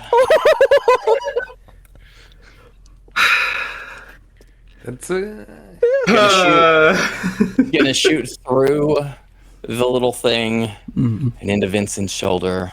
Yes, it's As you fall down, still mad, and you feel like this is it. This is how you ascend. oh yes. This is it. They said don't lose your blood, but I understand now. I must give my blood to the hares. What I must do. How much damage do I take? A gunshot? Well, I'm sure it's more than one. A pistol is what, a D6, I think. D6 for a gunshot? Okay, I die. I'm dead. I'm dead again. Or I'm unconscious again. Victor. No, if you go down twice, that's that. Yep, you're dead. That's that. I'm pretty sure you're dead. Yeah, if you go down twice. I was like, oh, they're gonna live. I don't have any possible way of continuing my torment, but they called the cops, and you Called wanted the cops. to go pick it up. Yep. Yep. Yeah. Oh, man. Dang it, there. Robbie. I'm like, I've ascended. And it's done. So he's the dead. cops come in screaming. I at really Phil. am a level 4 alchemist now. Oh, no. You're like 60 years too early for the satanic panic. Oh. Let's see. Survivors. Add Barely. 2 more points to your Cthulhu myth. 3 more points to your Cthulhu mythos. There were 3 creatures. I'm tired of Cthulhu mythos. DD just wants to die. No, he doesn't. It's just rough out here. He takes his journal Oh. that was given to Victor at one point. Didn't he? It's I think the to the journalist shovel. should take it. What's left of the journal? It's I took good care of it. I taped it to the shovel. I feel like the journalist would benefit It's most also from the covered in journal. blood because you tried to use the shovel to cover your wound. That was hold on, so that was Victor's own journal though. Are we talking about Thomas's journal?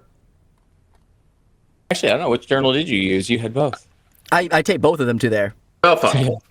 Yeah. I taped both I of will them to say, it. Joshua's manuscript is bloody and stuff on the outside, but the pages are fine on the inside. One page has a small bite mark out of it because he's told me to eat it. So I tried Looks like that. it had blood in it, but like maybe it absorbed it. Had too many calories. Too many calories, can't eat it. With Joshua Thomas's manuscript, Stimmy Jewett, it is a collection of notes made while he experimented on a strange piece of wire, which he recovered decades ago from a dig in Egypt. He writes that he had forgotten about the wire and rediscovered it hidden away in the storage container. These papers contain his theories regarding using the lonely thread to contact other worlds. He mentioned several times that he should really lock the thread away in his wooden cellar until he is sure it is safe, but there's no mention of him ever actually having carried it out. And you can spend 4 weeks reading it to gain 9 Cthulhu Mythos rating. Yeah, that's a lot, but you'll lose 1d3 sanity. That's a lot of No. mythos. That's a lot. Yeah, that's a lot of lot. mythos. It's the most I have ever seen. Wow. So wait, I can do that. I can just spend. What do I have to do in order to get the mythos? Just So in a normal campaign, you would use some time to, like in the campaign, time would have to pass by. For these, I like to keep people's continuation. So the next adventure will probably have been plenty of time for you to look over this stuff. And that would mean you can just go ahead and add 9 to your rating and take 3 points of sanity damage. Loss. It's lost. You lose 3 max sanity possibility. Question: Yes. Where's Susan? Susan was in the cocoon. Yeah. Yeah, poor Susan. That We was. burned Did I her. just shoot her? You might have Yeah. killed Susan. Yeah. Well, yeah. I mean, Susan was already dead. Susan was already Yeah, dead. that's Oh. true. Yeah, Susan was dead. That's true. She was the hair monster, so she's dead. well, she wasn't doing her job, so I That's mean, true. she really wasn't. If she That's cleaned true. up, the hair monster never would have been there. Exactly. No. That's true. I That's agree. true. No, it's not Susan's fault. It's her fault. No. Susan. Oh. You can't get good Yeah. help these days. Oh no, she had to mess with that wire. Huh? up? Yeah. So if What a y'all don't, horrible scenario. if you don't pitter around the house and investigate a bit, you can actually get to the beast in the wood cellar when it only has halfway grown, and it's a lot less. We piddled. We dallied. It was a really good story. Bruised. We're talking about the moon being an egg, and I was That's invested. true. it's just That was true. I was gonna let you keep talking as long as you were gonna keep going. I was rocking there. chair. Oh, The the moon rocks wasn't an rings. egg; it was a picture. Yeah, you got to Pay remember, attention. it's not just an egg. Yeah. It wasn't just an egg. It wasn't just an So egg. was that like the creature just grabbing random things from his brain, or was he just? The creature does not have any memories or knowledge of human life and existence at all. Retains no memories from its host. So it's been in its host for like a couple days. And behind the scenes, what's happened is the professor's old, so it's a weak host. And so it has put a piece into Susan for a stronger host to cocoon in the cellar. And keeping the professor alive so it will stay alive because it's a parasite. And that's what happened to Susan. And so it didn't know who you were. It didn't know why you were there. That's why I was asking questions and didn't. The incoherence was unintended. Yeah, I didn't know what the fuck y'all were there for. It was just Didn't wanna stalling Know until what they the could fuck was finish. there for. No, it was great. It was great. The rambling was phenomenal. I Excellent. thought it was a lot of fun. I thought it was a lot of fun early on, where I was like, "You're acting really stiff," and so he started acting way too loose. It Just says could've don't been- give it away too early unless they start saying something. I'm like, oh well, there's my cue. That was fun. I think the That most was a good important thing time. was rocking chairs don't have I love knees. that. That's Rocking chairs don't They have don't. knees, no. Yeah, it's a legacy issue. Well, I wanted to hear more quotes from Cicero. You from just the get it. chair. Yeah, I like that bit. legacy. So Legacy I was think funny to me. we've run our time. I can't actually remember how long the game was supposed to be. Nolan. We have another. and little when bit, the but- next one I think comes we have on, another. Yeah. what time? How much we got? What's up? And they think all we run retired until happily 3:30. and never had to deal with another Cthulhu situation again. I don't know if I'm keeping anybody other games or not, but I want to go ahead and let Shorty and Dee Dee. Do y'all want to plug what y'all do? Where y'all from? Yeah, Didi, after you. Go first. Oh shoot! Yeah, the plugs. Like, what am I doing? Again, I'm Brendan. I'm working on a number of projects on the not back burner, but in the background currently. But I stream Wednesdays with -2 Charisma. So you can catch me there on Twitch. Yeah, you need to hop over there. I haven't watched it in a while, but we love -2. It's fun. New guy is still going on, and there's we've recently gotten legit instead of committing a lot of crimes. And so it's nice. It's nice to like just have honest work that definitely isn't going to progress into something else terrible eventually. No, never. What about you, Shorty? Yeah, so I'm Shorty Round. You'll see me here later on tonight for running some D&D, and then tomorrow as well playing some more. Thank you to Playotic and everyone else here. You guys are always awesome. I've had a wonderful time playing with you guys, and again, this is an amazing cause. So thank you guys for putting this on for us. I run with Pandemonium TTRPG. We're currently taking a small break from streaming right now, but we'll be picking things back up here soon. But you can find us on there on Twitch, and we also have Instagram. But yeah. Gup, as always, man, tradition killed me again. Wasn't all your fault this time. But yeah, I'm never mad at any of the day. They're always so good. So thank you for another awesome adventure. It's my pleasure. I'm absolutely elated that this group's wanted to play the Call of Cthulhu. This is exciting, and I'm glad to have returning characters. That's fun too. So that's neat. I had a lot of fun, and we are doing this for a good cause. We're up to $1,850 of our $10,000 goal this year, and that is a substantial amount of help for kids. So it's a very worthy cause. It's what you're doing is literally life-saving. So, and it's very special to me, just a lot of other people as well. So thank you for being here for this, and for Nolan for doing so much this year. I was AFK for a long time. I didn't actually have as much hands in this as I have in the past. And so for something so special like this, to have still been put on, like Nolan spearheading that, I'm very grateful. So thank you all for being here. And we'll continue on to the next game.